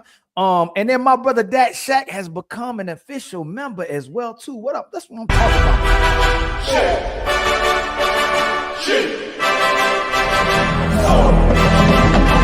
about. People don't know it, but he's actually my biological brother. I'm gonna get him on the panel one of these days, but he's my actually biological brother. People don't really know it. That's if y'all see the resemblance. Oh, that's what it is, but people don't realize it. But you know what I'm saying. But what you talking about? Bald head? No. What except for the bald head? What you talking about the eggs though, Sharon? Sunny side up. What you saying? You saying? I ain't saying that about no goddamn egg yolk. You said something was sunny side up, man. You were saying, oh, that was CEO. CEO was about to say something. I don't forgot, man. I said I believe him, Sharon, because Drake was prepared for a situation like that, right? That means he had to experience it before with the Tabasco sauce. Have you heard of that story? I heard of the Tabasco story. Yes. What was it? So, but now correlate that to actually getting pregnant, though.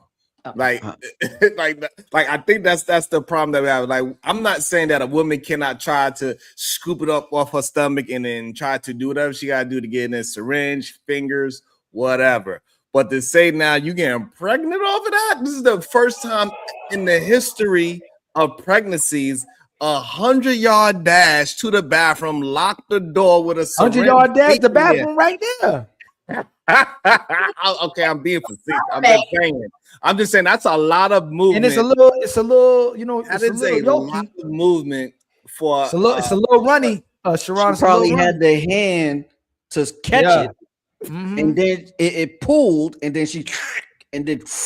Bro, listen, all I'm saying is this: she might have put in her belly button and had it covered up. Hey, look, all I'm saying is this: a lot of people struggle getting pregnant. For this woman to have a 100-yard dash baby is crazy to me, in my opinion. Hey, some people don't miss, Sharon. What you say? Something don't was a miss or something? What do you say? She need a new profession. She need to be a artificial inseminator. That's what she need to be. No. I said what y'all be saying. That list don't miss. Oh yeah, the list don't miss. The list don't miss. I ain't gonna lie, no, it be straight on point. Okay, but y'all don't y'all believe though something has to come into play where the women are being this was another thing. Don't y'all think laws need to be changed where a woman can get impregnated by a man, and even if she don't marry him, she automatically becomes a millionaire? So she had a baby.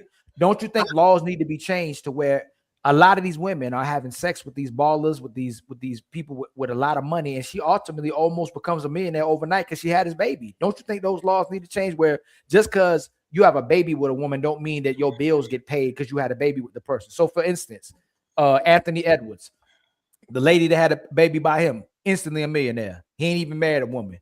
Child support forever is going to make her rich forever. Don't you think those laws need to be changed, man? That where women can just use a child to pay her bills? No. Yeah, I think it definitely should be capped. If they got the number of what it would cost to raise a kid or children these days, it should be capped at that number. Nah, the cap should be what it takes to take care of that. The bills going into to that child. What preferably should be happening is joint custody. We know a lot of times that might not be possible, especially if people got to work, right? Both people have to work, but there should be a cap of how much money this child needs in order to function in both parents' households. Educate me on this. Is it isn't it set up like, you know, I don't know for sure, but for average people, Chris, yes. But when like I'm saying, the NBA, the reason why women have these babies with these ballers is because they can just be rich overnight. They don't have to marry them. They just have. So you're saying that the judges they don't require the same things for people who aren't with people who are of a higher monetary status, meaning that they don't go by what your living situation is, meaning they don't go by your income. They go by your income. They go by your income. Yeah, so they go by your income and what you need to sustain your way of living. So isn't it the same ruling for everyone regardless of? Absolutely. Yes. Oh, it is. What's the same ruling, y'all? Like based off of your salary. So if a man is making $40,000 a year, it would make sense that the judge would say, damn, okay, we're going to say you need to pay $75 every 2 weeks. And I had a friend whose baby daddy couldn't even pay $75 every 2 weeks. What is that, $125? There's people out there like that. No. Okay. So therefore, if he made 40 mil, exactly. They're going to go based off the percentage of that. So it's not like that's why they'll get pregnant by a man worth $40 million than a man worth $40. That's why I say that it should be capped. There should be a cap. No, you cap it just because you're rich. You shouldn't get. First of all, I can protect you because first of all, sex with sluts, knowing that you are worth tens of millions of dollars. That dick is special. Lock it up. So you can be promiscuous and have casual sex, and whoever you have sex with, whoever you want to, but the guy got to be way more protective with his manhood because a woman could take advantage of him. What? I mean, a woman wouldn't be worth 40 million. Dale, listen to what I'm saying. This is a societal issue that we have. On the flip side, we see it works on the flip side as well. We see what happened with it started working. It started working. It's not started working. We see it happened to Britney Spears, and we see other successful. Name five more people. Kelly Clarkson. I forgot. Halle Berry. Journey Smollett, her husband suing her years later, $1 million of her dollars. It's rare. Who else? Kelly. It's just rare. We're not saying this hold on. So hold on again. So now we going into the realm that we saying that the court system is going to the person that cannot afford it. So if I have a baby with Rihanna, and then I get the opportunity to say, no, I gotta take care of the baby because she gotta go out on tour, she's gonna have to pay me. I'm not straight up. That's a whole different. No, listen. No, but what I'm saying that makes it fair is that the person that is maintaining the baby, the other person got to pay that 17%. That makes it fair. Exactly. You doing this on purpose to me again? Sharon, you're arguing two different things. I'm not saying it's not fair that the person should pay a certain amount of income to take care of the child if you're not spending the most time with it, right? But there should be a cap off. If you're if you have a baby with $1 million, it don't mean you should get way more money because you had a baby with $1 million. Yes, it does. So if it does, because what you're saying that, so if I have, so to just have this hypothetical baby with Rihanna, so you saying that she shouldn't pay 70%, she should have a cap at 20,000 to just give a number. Let's just give a number so we're not going to argue. It's like what? See, my lifestyle. So whoever it is, once they get to 100,000, you can't go past that. Even though that person is a billionaire. We have that's why it's a single parent household. When that baby goes over to that trailer, that's the lifestyle that they're going to experience. When they come over to my mansion, that's the lifestyle they're going to experience. She don't get my mansion experience because she had a baby with me. Why would you want to do that to your baby's mother? That's so damn dumb, Ali. Like, what do you mean doing the baby? But if you wanna, you gotta come visit the parents. Why is having a man's baby financial advice? Exactly. That's crazy that you're saying that. Why you having a baby with a man that you're not going to work it out with? Why you having a baby? Y'all hold on. Can I let me Sharon, you know you Sharon. We have to slow this conversation down. So we are going to show, but she said no. Hold on, Ali. We got to slow down. Sharon Bracy. We are going to hold down. Let's slow it down real quick, right? Please slow it down.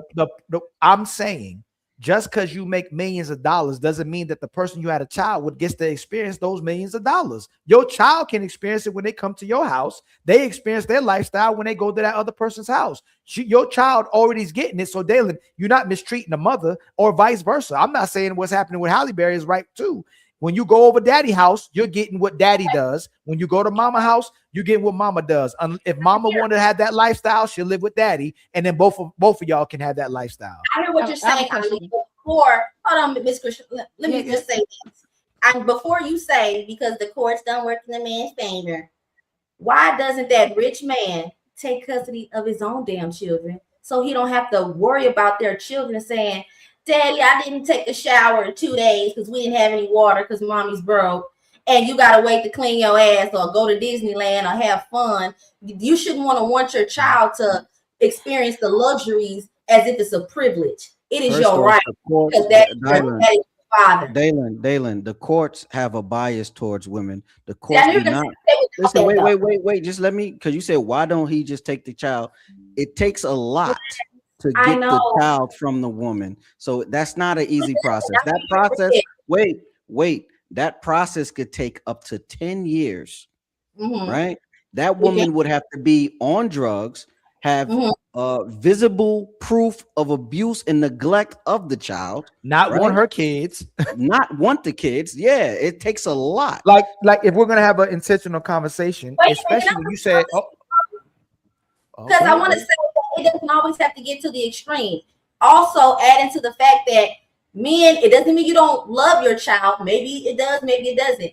But men will not say, no, I want full custody. So it's like when you say that, oh, she would have to be a crackhead, this, that, and the third. If parents really wanted to have joint custody, they could. If the parent that is earning the most, you have a great career. You can prove that you can provide a home, a good education, a safe neighborhood, good medical care, all of these things. You are that parent. There is no damn court here that would say if you have all those things and you want custody of your child, that they won't grant it to you. There are a lot of men who can have their children, but they are saying, well, they're fine with their mother because we know it is a beautiful burden to have your children with you all the time, as having kids can be a small inconvenience. And if you're a tens of millionaire, you don't want your kids with you. First of all, hold on. Question, please. Hold on. hold on, we got to address what Dalen just said, right? First of all, if we're having a good faith conversation, the man is going to get shamed for taking the woman to court. Men get shamed every day for taking their woman to court. Women only say this when it's convenient when we're on the panel. You should go fight for your children. Number two, men don't want to take his kids away from the women because you want to be with the kids as well too, right? Let's be honest about it. You don't want those kids taken away from you, especially if you love your children. Number three, why are you telling the man to come take the kids from you? Why aren't women in droves, in mass, giving the kid to the father if we feel like they'll have better results as well too? No matter what we're talking about and doing here, just like a relationship, women will fight to the T to keep this man from having his child, typically, especially when he wants to be the father. Now, when he don't want to be a father, he a deadbeat. But if the woman still like him, if the woman still wants power and control over the man, still wants to mess up his life because they didn't get to stay together, or because he may be living a better lifestyle, or she's just a better woman, she's going to make it very difficult for that man to get custody of his kids and to see his kids as well too. And how would that look? Explain it to me. Show me that. What would that look like? How would what look? One example. If they're in a courtroom and all of what you said is true, what would the judge base all of that what you said on and say, okay, the child is going to go with the mother? Well, the child is young, and we don't want to separate. That ain't all. The child is young. That ain't. That's not all that I experience. said. That's not all that I said. So Cio, you can go right. The first part is the fact that nobody wants to take their woman to court. That's why a lot of men don't take the woman to court. How is that not true, Dalen? What do you mean take them to court? If we're talking, Most men don't want to take a woman to court, and they would be shamed for taking a woman to court. But I'm saying, can you address that since you want to go slow? Do most men want to take the woman of the child, the woman, the mother of their child to court? For several reasons. No, there's a lot of reasons why. There ever have to be a reason why you would need to take the mother to court. So no, I don't think that. Dalen, all I'm saying is men don't move. Men don't move like women. Like when women get divorces and women want money, soon as they divorce, women want half the man's assets. Or they want resources. Men ain't like women. They ain't trying to take your money. They ain't trying to take your resources. Because you didn't want the woman to go to work. You didn't want her. You wanted her barefoot in the kitchen. That's not today. That's not traditional. Don't make this argument like most women are traditional. Then you can't expect the woman to. If there are women that says there's a limit to it. If you want half of everything and you didn't really do much for it, you can say that's extreme. But for a woman that says no, if this is not going to work out and I'm going to keep the kids, you're going to maintain our lifestyle. And there are men that make enough money to say, well, yeah, we may not work out, but I'm not going to be bitter and keep you from the money that keeps you safe, keeps our children safe, and keeps, the co-parenting lifestyle comfortable. You don't have to say, well, no, I'm not giving her nothing. For what? That's bitter. Go ahead, CEO. CEO was next. And then Chris, and then Sharon. Dalen, the court what it would look like in court, the judge, especially if it's a female, but it don't even matter. The judge, right, is not going to want to separate the child while the child is in the first 5 years, right? That's very rare, right? The woman would have to be a terrible woman, and then you would have to also prove that she's a terrible woman. So it's like it's leaning in the woman's favor off jump, no matter what type of life you can provide for the kid. You could be LeBron James. It's still going to be in the mother's favor. It don't matter. That's just how it is. That's just how the system is built. And Ali, men are taking their women to court, right? But they're giving up because years and years go by and all this money is being spent, and they're not getting any results. You feel me? You could win custody of your kid, and then she could still disappear. You could file all the paperwork you want, and she could just go ghost, and nothing will happen. That's not true. And what state? How you gonna tell me what I experienced is not true? Like that's real life. That's not true. What states do you know happen? Hey, hold on. He got to respond. Hold on, Dalen. Let Sharon respond to what CEO just asked outside the fact that he just said it's not true. Sharon, because you did that to me earlier. Why is what he just said not true? What he's saying is not true because when men go to court, majority of the time, his personal situation, I don't know about his personal situation. Majority of the time, people get 50-50 custody. That is what's happening in these court situations on majority scale. Do we have these one-offs when a woman is absolutely taking full advantage of the court and lie and she do some foul shit? Probably whatever happened to the genius. He got that one woman that did some fouls. Yes, those things happen. Can a man do it as well? Yes, those things happen. But when we talk about in general population, people get 50-50.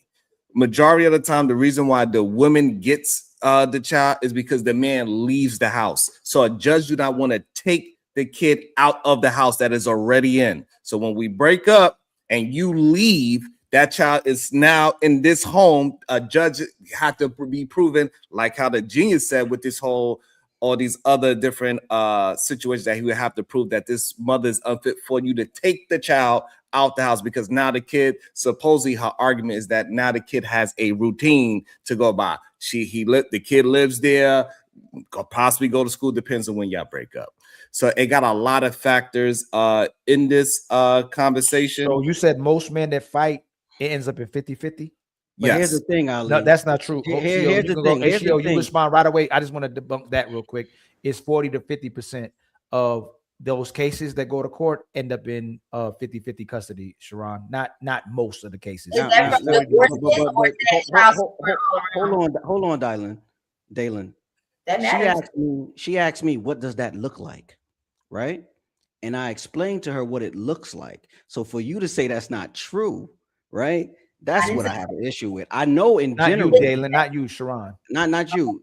I know that what you just explained, it happens that way, but I'm giving her an example of what it would look like, right? So for you to, when I'm explaining something that's real life, for you to say it's not true, that's why I reacted that way. You feel what No I'm saying? problem. And I think the misconception, like I thought you was talking in general still, No. and not your personal situation on how somebody took advantage of the court system to do something foul to you. Because I'm talking in general. So me and you are clear. All right, cool. Shout out to my brother Bezo and Chris, go right after with a $20 super chat. Shout out to the super simp Sharon, enjoying the show. Peace to you and Fatty. Much love to you, my brother, as well too. Thank you for the $20. So you the bomb.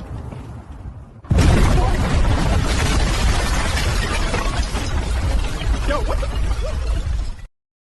And then my brother Narratives and Dialogue with the $5 super chat. Sharon is switching the narrative in this dialogue in order to win this argument. She should be sued if she got pregnant knowingly to entrap Kwafi. Much love to you, my brother. I never argued it. Thank you for the $5. We were all born to be untouchable. And then my brother Bezo with a $2 super chat. Women use kids for financial gain. Stop the BS. And they meant to put Sharon on there, but I think they didn't have enough. But that's and we both know that's not true too. What's not true? Yes, it is. Don't be caping for these. Yeah, Chris, you next. Oh, okay.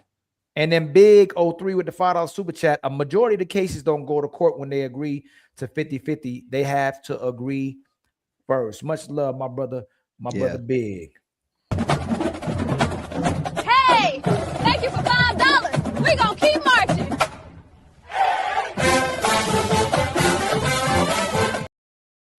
And y'all, we just need 13 more members and 90 more in the Cash App to reach our goals, man. For the show, man. Thank you for the super chat, helping us reach the super chat goal. Go ahead, my brother. Excuse me, my sister Chris. So our original conversation had to do about do we think that there should be a cap on people who make more money? And so I asked the question earlier about when you're in the courtroom with the judge's ruling on the rich and not as rich is the same, and we all answered yes on that. So in this case, is this a question of we're saying we think or we feel there should be a cap and leniency given to the rich versus people not as rich because they make more money? Is that what we're? Yes. Okay. That's my stand. Same way what CEO was saying. Well, I think in any case, the child should get the money adequate enough to pay for that child. A child shouldn't be used to be able to pay your bills. So if I want to take my woman, let's say I want custody of my child, the amount of child support she should pay to me should be enough to take care of my child. All the bills that go with the child 50-50. So there's a report. right? That's given to the judge. Is there a report that's given to the judge based on the income that you have for them to determine? There is, but that's why sometimes when, like what Dalen was talking about, that like I think some of the child support that's being paid, if the father isn't, and I think a father that's involved should help with the bills, and but the fathers who are not involved too, they should get held more liable than the fathers who are not involved. But it's crazy to me to see cases where a man is only paying, if he's not involved with his kid, like $75 or $100. Those are that's crazy to me. That's not enough to pay anything with what the mother's going through. So And that's the average. Yeah, I think that is the average as well. But no. But are those fathers typically are involved or not involved? I think most fathers are involved with their children, right? That's the average. Average meaning average. So that's involved and non-involved. That's what is awarded. So this idea that women are gaining some kind of serious financial gain on a majority sense is just not a true story. I got a question to the two fathers on the panel. The Genius, how much of your income do you give to your child? My children, 5 of them? Yes. Damn near 80. Thank you. So don't complain about no goddamn 17% when it goes the other way. Because that's what real fathers do. We put damn near all of our money into our goddamn children. No, that's for us to have a cap. Hey, Sharon, that's a bad thing. Hey, Sharon. No, it's not because he lives. Hey, Sharon, all of us live with our Sharon. All of us live. Sharon, all our money goes to our women and children, right? But most of us live with our women and children, so your money can go to your children as well too. Like they're living with.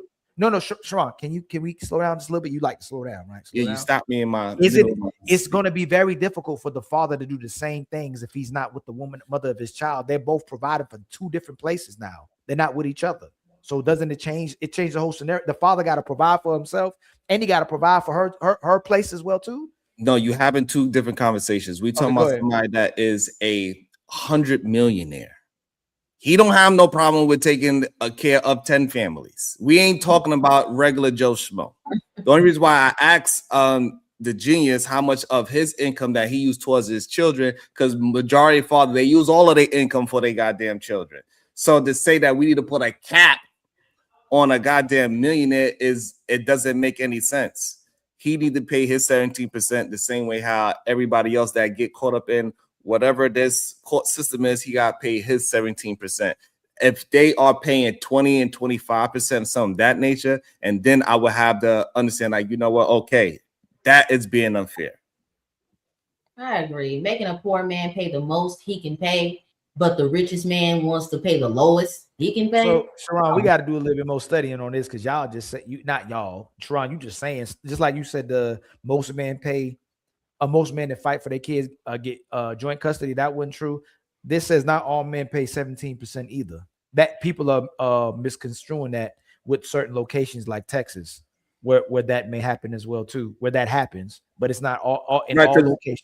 Right, but you trying to argue something. I'm not trying to be like you're going about statewide, right? So different states, some states might have 13, 14, 16, 17. It just doesn't go past 17. So you just said all of them was 17. If that is the argument, then yes, I 100% concede to that. Some states have a different percentage limit. Why do you think a father should pay different than another man? Why?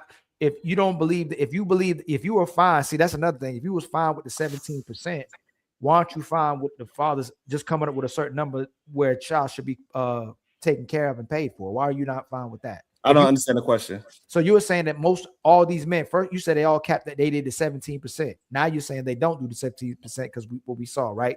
But all I'm saying is you conceded. You said it was 17%. They all were paying, right? What I'm saying is why that's the cap. The cap is 17. The cap is 17%.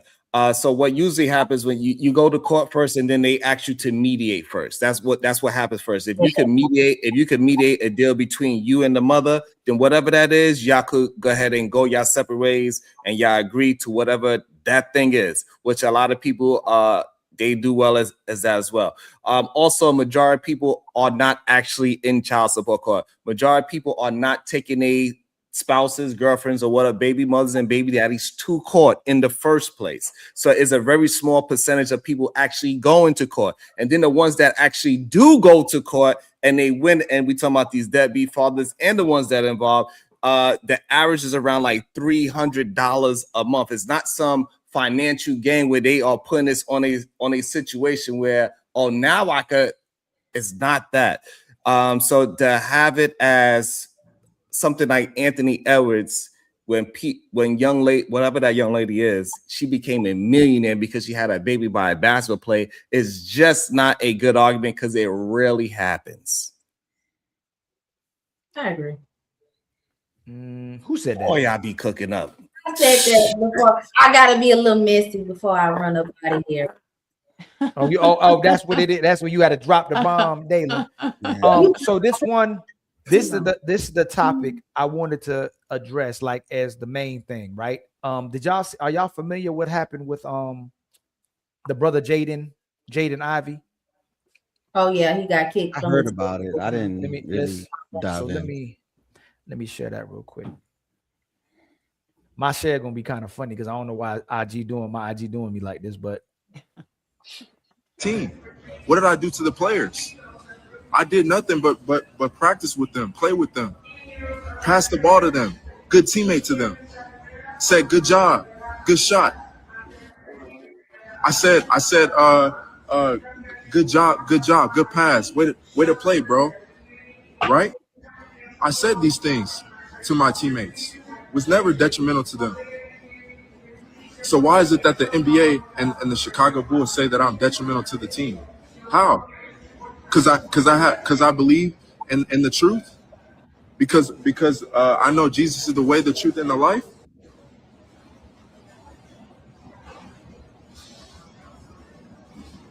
How?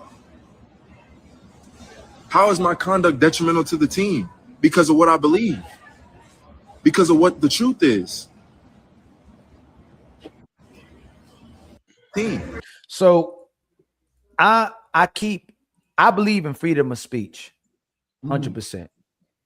I believe in people's right to vocalize themselves and express themselves as well too. So what I want to shed light is that the cancel culture that keeps surrounding around the people that ideally seem like they support what the American culture and foundation is built on. But then when you speak against the thing that you think is supposed to support it, they can remove those people. So first question I want to ask is this, and again, I don't want to get too deep into religion. It's just the on surface conversation. First part, can you be Christian and support homosexuality in Pride Month? Yes. Can you explain to me how, if God doesn't support it? Because you can choose to believe in the existence of something and also acknowledge that you cannot be what is it, like not the reflection, but you can't be that thing. You can choose to believe something exists and believe in the faith, but you can also acknowledge I'm flawed and I'm a sinner. But to that, I just want to say, I think if I watched the whole thing, I don't know if he said that's evil or not, but I think that if they offered him his job back, he would take it. And my issue is, why would you want to be associated with an employer or an organization that would fire you, take food out of your mouth and your children's mouth, and take that dream away? Not every ball player gets drafted. That's a big deal. Why would you want to go back to any environment in which they would condemn you, and not only that, take your livelihood away because of your faith? I don't like that he came to the internet whining and crying about it, because we all know these elite organizations and groups, we all know what they ran by and who runs them and what the real goal here is: control, power, and manipulation. And if you want those millions of dollars, you're gonna have to deal with it. So I don't know why he No, but even then, like what you just said, he came on whining and crying. Isn't that what we would expect men to do in certain capacity, to stand up for what's right, stand up for what they truly believe in? Or isn't that what we're asking men to do? There's a lot of black men that condemned him for speaking how he's speaking in order to support the status quo and their corporations and their big honchos and people who make money. But if this country really stands on the ideals of so-called righteousness, Christian faith, how can you support the behavior? And all respect to the people who have that behavior, even if you're against the behavior, how is the person that's supporting the ideal thing and the foundation that the country's built off, supposedly, but you're promoting Pride Month, but you're saying you're a Christian nation, or you won't admit you're a Christian nation? I'll take that back. But the people are supporting Christianity, but supporting homosexuality at the same time. And I ask you that, Dalen, How is it possible to support it? If you're actual Christian, how is it possible for you to support homosexuality at the same time if God doesn't support it? The same way he looks down upon children before wedlock and premarital sex and not eating Would shrimp you support that? and gluttony. I absolutely support gluttony and premarital sex. I'm already doing it. You know, I can't sit here and say that because what is it going to be? I'm not going to deny the existence of God, but I am going to be real about it. I cannot do what a nun does. I can believe and know that this is the right thing I should be doing, but I can acknowledge that I won't do it. I'm going to have sex before marriage. I already had a child out of wedlock. I love shrimp. You're not supposed to eat it. I drink more than 2 glasses of wine when I get off work. You're not supposed to overindulge. Gluttony, my favorite sin. I overeat all the time. So there are different things that I do that goes against the word, but I can't sit up there and say, well, because I'm going against it, I'm going to denounce it. So I think people just need to know what you choose to believe in and acknowledge when you're not being a reflection of what you believe in. But is that 2 separate things? Like if I drink and smoke, do you support your child drinking and smoking? Do you support someone drinking and smoking? Like you're holding yourself accountable. Like what you're expressing is accountability. Should you support it though? So for instance, let's say you're an assassin, right? You work as an assassin. Do you support people killing? Like are you Christian, Dalen? I don't like to get into that. Damn. Okay. So if someone is Christian and they say they believe in God, does God support is sin, killing someone a sin? Murder is a sin, yes. Yeah. So if you're a Christian, should you support killing even if you kill? Like you admit you kill, but should you support killing if you're a Christian?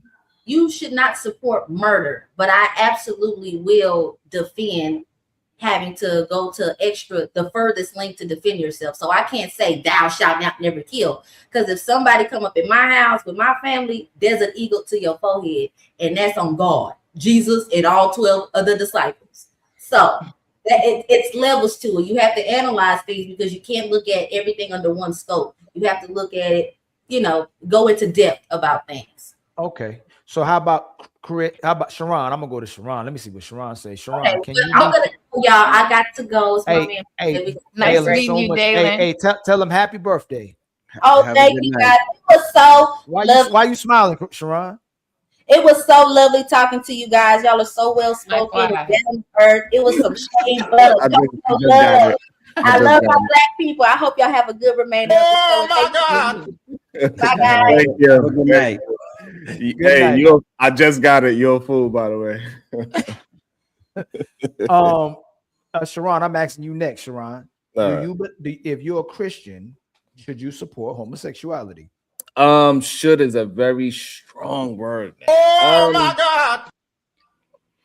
I don't know if should is the right word, but you absolutely can. I'm not sure about the should part. Should is a word that I'm not sure if I could. I don't know how I feel about the word should. But can you? Yes, you absolutely can. And also for the other point that you had, about the country being a Christian country. Actually, this country is built on no religion. That is one of the I agree, but one of the main things. And then number two, also all those things that you do in the workforce and as a individual is also protected by the Constitution as well. So for him as a Christian to hold the NBA to a value that the NBA honestly doesn't hold, that we all understand that it doesn't. It's just not fair to the NBA, in my opinion. If you got your standard, you got to stand on your own standard. If the NBA could push Pride Month and you support homosexuality and you love being gay, NFL says I'm gay, should someone get fired for standing against it and say, I don't believe in that? Like they're not attacking nobody, they're not vilifying nobody, not trying to delete nobody. They're just saying, I stand against the behavior. You don't necessarily have to be against the people, you're against the behavior. Just like I wouldn't support people smoking, even if I smoke or they smoke, but I still support the person. So it's the behavior. But if the Bible, what I don't understand in this country is so many people profess to be Christians. They swear God up and down, but so many people do not embody or conduct themselves in that manner. That's not a direct contradiction of a lot of people and a lot of organizations as well too. When you're supporting someone's belief, But if someone doesn't support it, they get fired. If they come out and say it, they get fired. Like if the NBA, like for instance, when NFL was saying the NFL is gay. What if the NFL said the NFL is a housewife? You know, like what if it did that?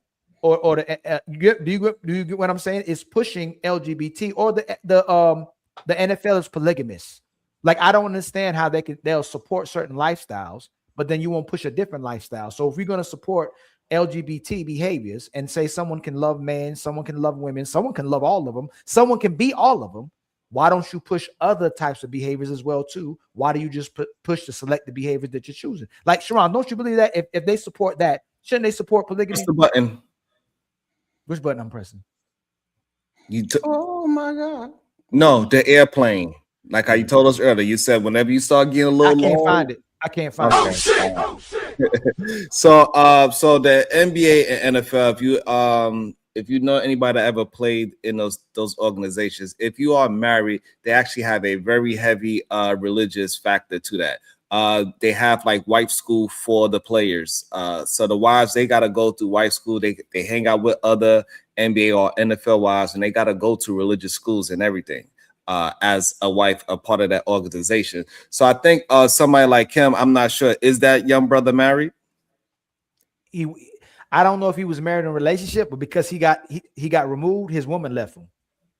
So then he wasn't married, most likely. So what I'm saying that if he was bringing some kind of disgruntledness to the organization, then the organization have every right to say, hey, what you're doing is not being conducive to our organization. Same thing happened with Mark Jackson with the Golden State Warriors. The players said, hey, he keep pushing religion on us instead of pushing basketball. They got rid of his ass. So you also can't just act as if because he is being righteous that everybody else was. Is that not a direct? Is not that a direct comment? Is this not what we talk about in politics? The fact that the Democrats and Republicans push freedom of speech, but then they cancel each other when they say something they don't agree with. If you can push homosexuality, why can't he push Jesus? And you know, I'm not a Bible thumper. I believe in a higher power. I don't push Christianity. But if you can push homosexuality, why can he not push Christianity? Because whatever the reason why NBA is pushing whatever they're doing it for a business reason. They're not doing it for a moral reason. No. I'm asking you, forget their reason. And I'm explaining why the NBA, so to speak, is pushing this pride situation, whatever the thing is. I'm not too versed in it. They doing it for business. They're not doing it for morality. He's only doing it for morality, and that's where the issue lies in. So the organization say, hey, we don't care about morale. They saying it. We care about business, bringing more money in, and so so that shows that the organization is about business, not morality, and that he keeps pushing morality against the organization. I think it's more a distraction. They make the NBA makes way more money off heterosexuals than homosexuals, Sharon. I think it's more like the country. I feel like we want to talk about immigration, want to talk about race, want to talk about religion, want to talk about sexual orientation to deflect from the actual serious issues when like people struggling with the cost of living, struggling with housing, struggling with medical care. So instead of focusing on the big honchos or the people who actually dividing us and making it hard to survive, they want us focusing on those type of conversations. So we're always focusing on that and not focusing on the main issues. So now we're focusing on the fact that, hey, and it's gonna make you mad. You know, it's gonna engulf you in anger. Dang, you keep firing people because they support Jesus and religion and going against homosexuality, but you still pushing homosexuality on everybody, and you pushing Pride Month on everybody, but he can't push Jesus. So same thing happened to Tebow. Remember, same thing happened to Tebow. The thing is that he's using his own personal morality, and he's saying that the NBA is not being moral, right? That's his argument, correct? Who? His argument? Yeah, the young man. He's saying you should push Jesus. From what I saw, he was saying he pushes Jesus, and the NBA is pushing homosexuality. Yes, right. So he's using this morality standard, right? But the NBA is saying that they're using business standard, and so therefore they know that being gay, right, may be a small portion if they was to just hone in on just strictly what that community brings in. But however, those people that is a part of that community, they have straight people that's a part of that community. They have straight mothers and straight fathers, and you will trickle down a line of other people I ain't dealing with the NBA because you are pushing my son out. You're pushing my daughter out that decides to go in a different direction. Right. So they're hypocrites. They're hypocrites. They'll believe in belief. I mean, in belief. No, but who's the hypocrite? Because NBA is business first. They're not a morality police. No. When it's convenient, they are. Listen, morality means don't condemn. They'll get behind religion and say it pushes hate. They'll condemn people who go against homosexuality because say that's not moral. You're pushing hate. So they are moral polices when it's convenient. But if you push Jesus, you're pushing divide, you pushing belief, you pushing your own standard of way of life on people. But homosexuality isn't. I agree with what you're saying. It's about money. No, okay. I think it's more about. I think it's the illusion is about money, but it's more of a distraction. I believe it's more of a distraction because when you really think about it, it's a very small percent of the population who engages in those type of behaviors, but it's something they want the majority of people to talk about. So you're angry about. So a person who's believes in Jesus be like, yo, why y'all keep removing me when I'm supporting my God and I'm against the behavior that my God supports, but you're not removing the people that's pushing homosexual behaviors. Like I get it. It gets people to talk. Like race is a huge issue in our country, right, Sharon? Yes. White people will say, "I hate that you bunch all of us in the same box and think we're all the same." White people will do that, right? Okay. But then they'll bunch other white people together and make them the same, like Republicans and Democrats. Then they'll bunch all the Mexicans together, all the Arabs together, all the Asians together, all the Muslims together. So the very thing that they preach against, they'll do when it's convenient. That's all I'm saying. But I do agree with you in saying that a lot of it is about money and power at the end of it. So at the root of it, I think it is money. So even if you're deflecting or you're creating distractions, it's about getting to the money. It's the people. They want the people who have money to have more money, and they want the people who don't have money not even focus on the fact they don't have money because they took the money away. They took the gold and silver away. They took the cash away. They took the cars away. Now we about to be spending crypto. They taking land away and real estate away, getting people to invest in multifamily. So I will concede to the fact it's about money, but I don't think it's the fact that the homosexuality aspect is just a distraction to make it seem like they actually care about gay people, but they don't. Because they don't even care about their own people. I think, okay. I think we in a. You know what I'm saying? Yeah. Yeah, I think so. I think so. But do you think, all I'm asking y'all is, do you think people should get fired for it though? Do you think they should get fired? I don't think people should get fired. Not about what they're doing, Sharon. And I know what you say, they're protecting their best interest to make it seem like they like everybody, they cool with everybody. Correct. But do you think that people should get fired for their beliefs? Once you start imposing on the people personally, then yeah, you can get fired for it. Okay, so should gay people get fired? Should the organization? So what I'm saying, I don't believe the NBA is imposing on people to turn into something that they're not ready. They just say, hey, if you are that is your choice. We in support of that. They are not forcing nobody to be that. You got Netflix? I do. Do you watch? I know you watch the kids stuff too, right? Do you not see a lot of the stuff pushing homosexuality onto those cartoons and in the movies and shows as well too, more than ever? You'll be watching and be like, oh Lord, what was that? Like, you don't be doing that a lot. I've seen it happen. Yes. Is that imposing? No. Do you want to see it? No. So when you put it on my television or on my movie, or you put it in everything in my kids' shows, are you imposing it? No, you're not imposing. I think it is a part of society, and we're gonna have to just accept that as a part of society. You gotta control what your children see. Like my kids, they can't watch YouTube, right? We don't listen to raunchy music. Like you gotta control as much as you control. That's why I took my kids out of school and homeschool them. So I don't believe. Man, that's not true. But when we was in the back before you got on, you was listening to Move, Get Out the Way. But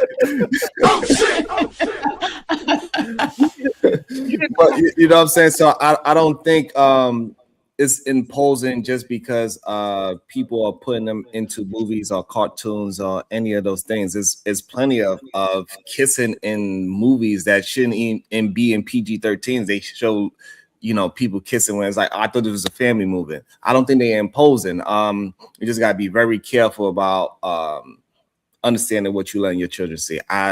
It's more of it not in kids situations than it is. Isn't it? Didn't they come up with some inclusive law to where they have to put like No, black? They didn't come with no law like that. That's a myth. No. That's not made up. Yeah, They ain't come up with no law like that. no. What, It's not. what was the law? On TV, on television and shows, it was something about they have to have a certain amount of black people, a certain amount of gay people in shows and movies now. Like it's in everything, but I thought there was a certain law they passed or something. I don't know. I don't know about it being law. But have you been seeing it a lot too?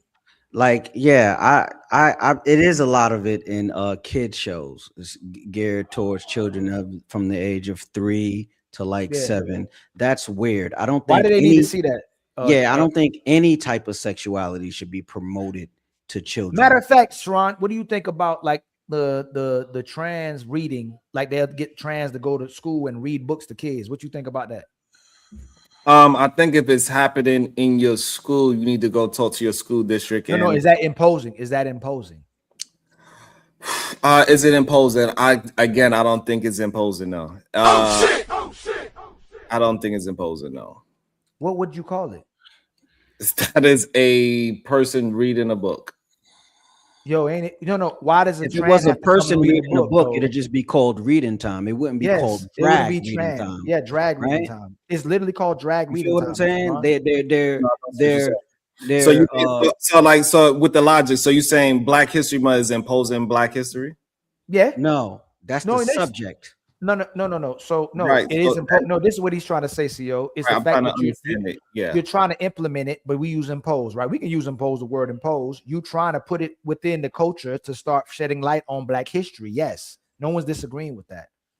But when you're pushing homosexuality and you're pushing a certain behavior onto children, go ahead. So that's the issue. I don't think that is pushing sexuality on a kid because a drag queen is reading to a kid.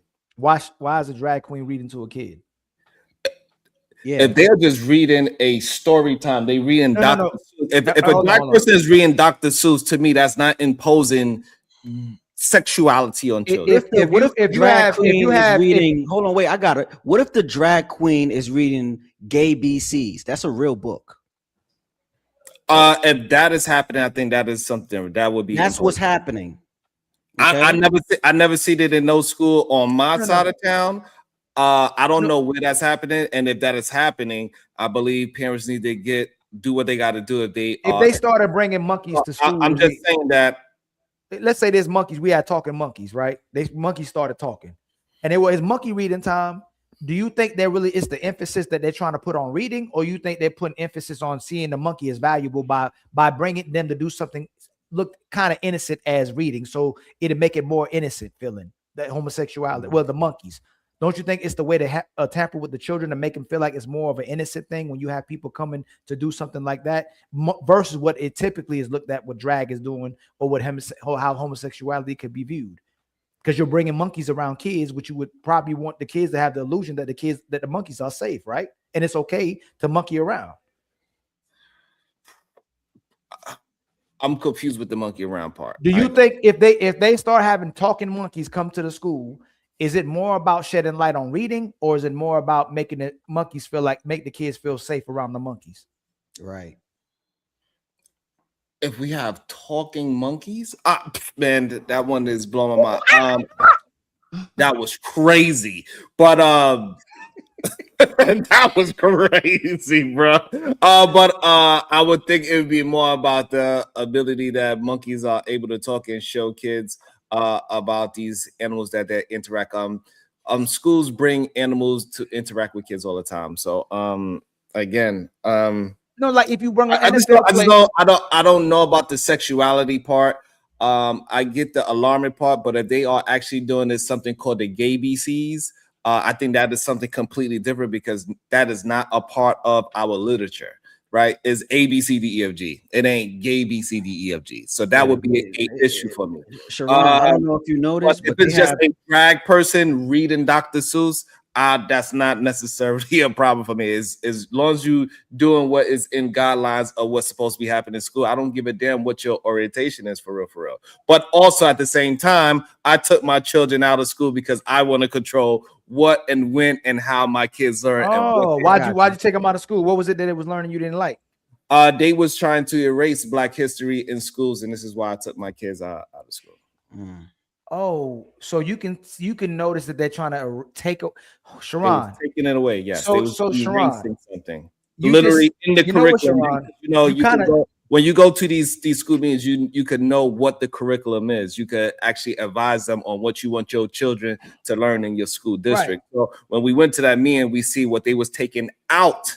Right. So if they're silent, we didn't like that situation. So I decided to homeschool my kids. If they try to silence people pushing Jesus and pushing being against homosexuality, are they trying to make it safe? They're trying to take away from people going against what God is preaching, right?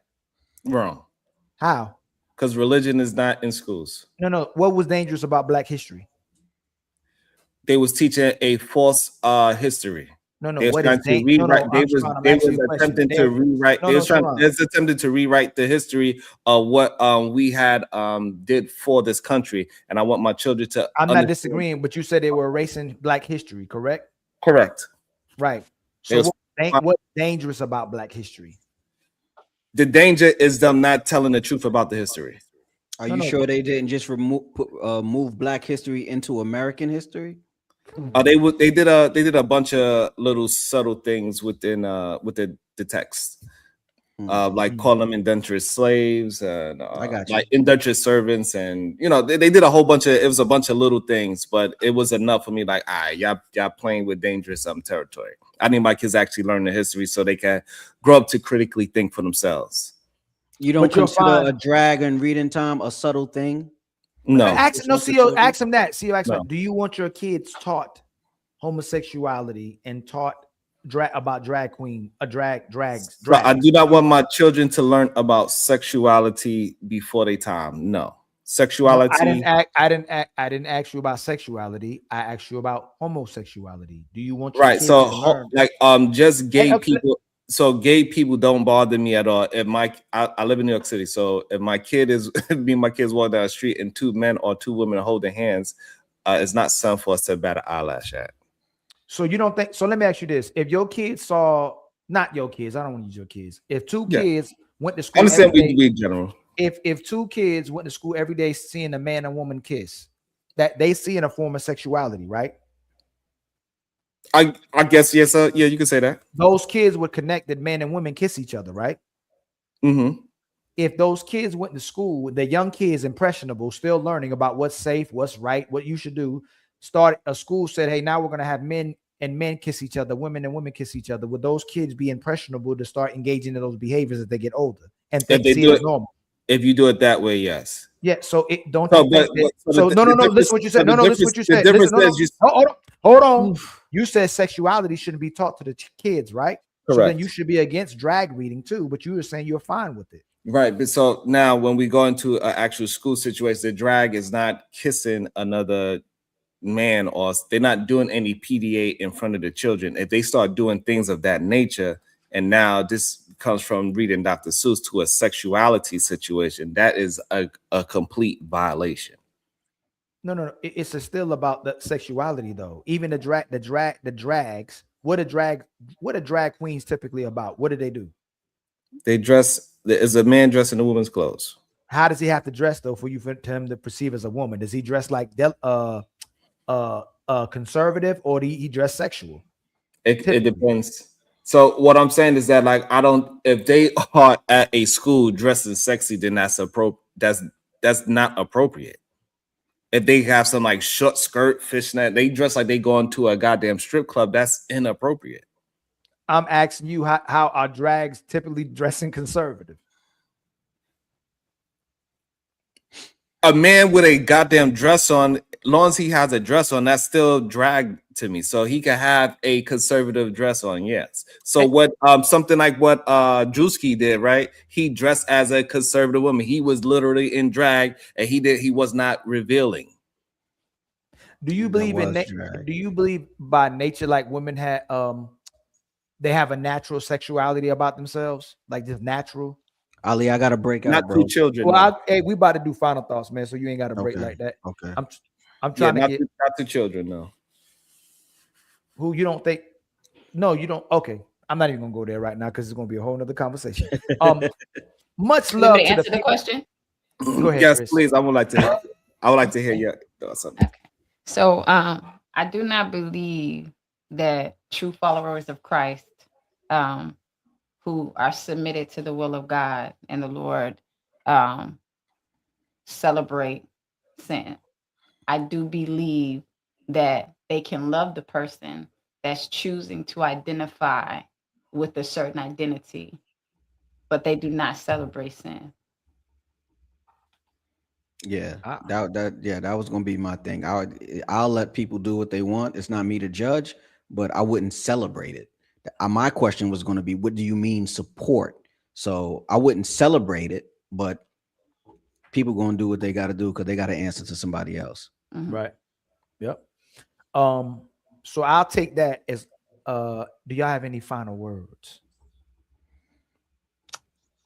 Who wants to go first? This was a very fun stream. We got to some really good thoughts. I appreciate the conversation. Hopefully we could do it again without any mishaps, just like this one. We got a little heated and no disrespect happened. I appreciate that. That was awesome. Salute to every panelist. Even the messy chat was pretty good for for a late night stream. Yeah, they were pretty good. Much love to Chris. Much love to Sharon. Much love to my brother CEO. I'll see y'all on the next one. Much love to the chat, even on Sharon's side. Y'all be tripping, boy. I don't know what, boy, y'all be tripping, but much love to y'all too. Much love to everybody. I think CEO was simulcast. Much love to y'all too, man.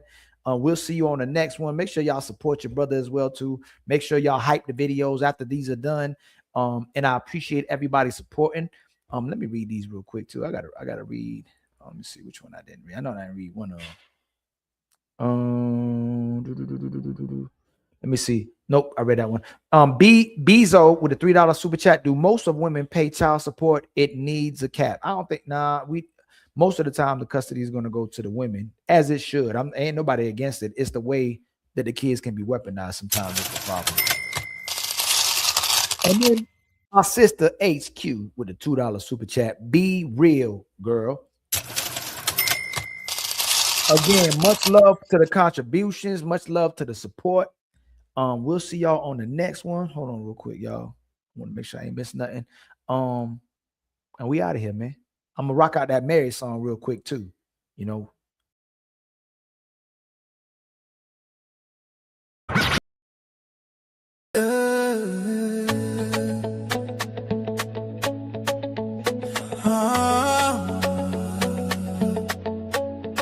Blessings from above. Oh Lord, we rise.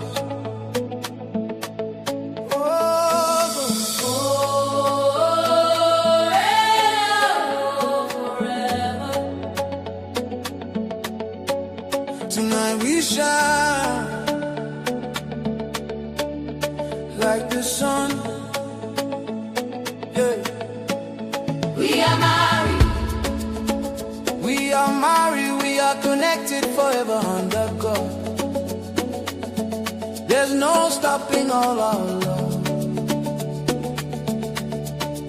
We are married. Oh, we are married. Nothing can break this bond from above. No forces can touch all our love.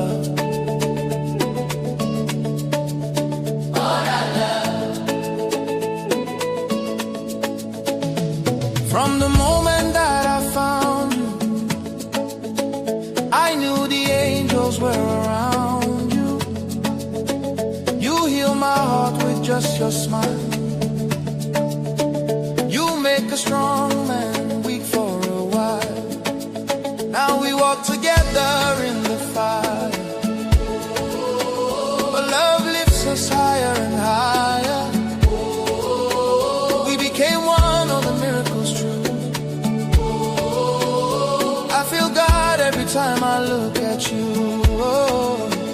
baby, nothing can stop us now. Nothing can stop this now. We so high, we dance in the cloud. Dancing in heaven above.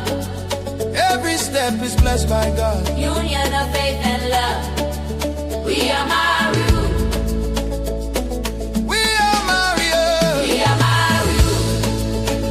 We are married. We are connected forever around God. There's no stopping all our love.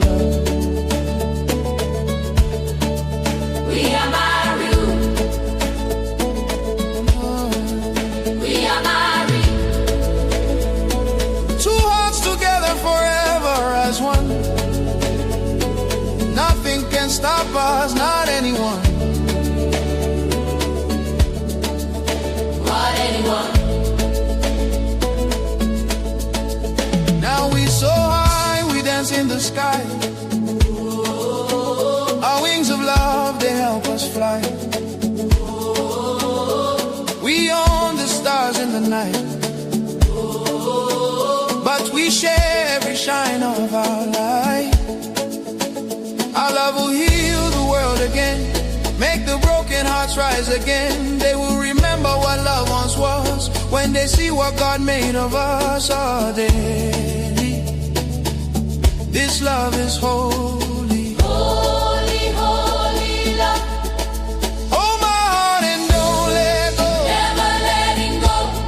Our love will change the world, my darling. Let the whole world know. Let the whole world know. Oh, We are married. forever, forever. We are married. We are married, we are connected forever under God. There's no stopping all our love. Oh, We are married. We are married. we dance in the sky, our spirits above. Heaven is smiling on all our love. Oh, baby, shine tonight. Shine tonight. Ah, baby. Shine tonight. Shine tonight. We lift the world with our love. Love forever. Thank you, Father, Thank you, Lord. for the one you made for me.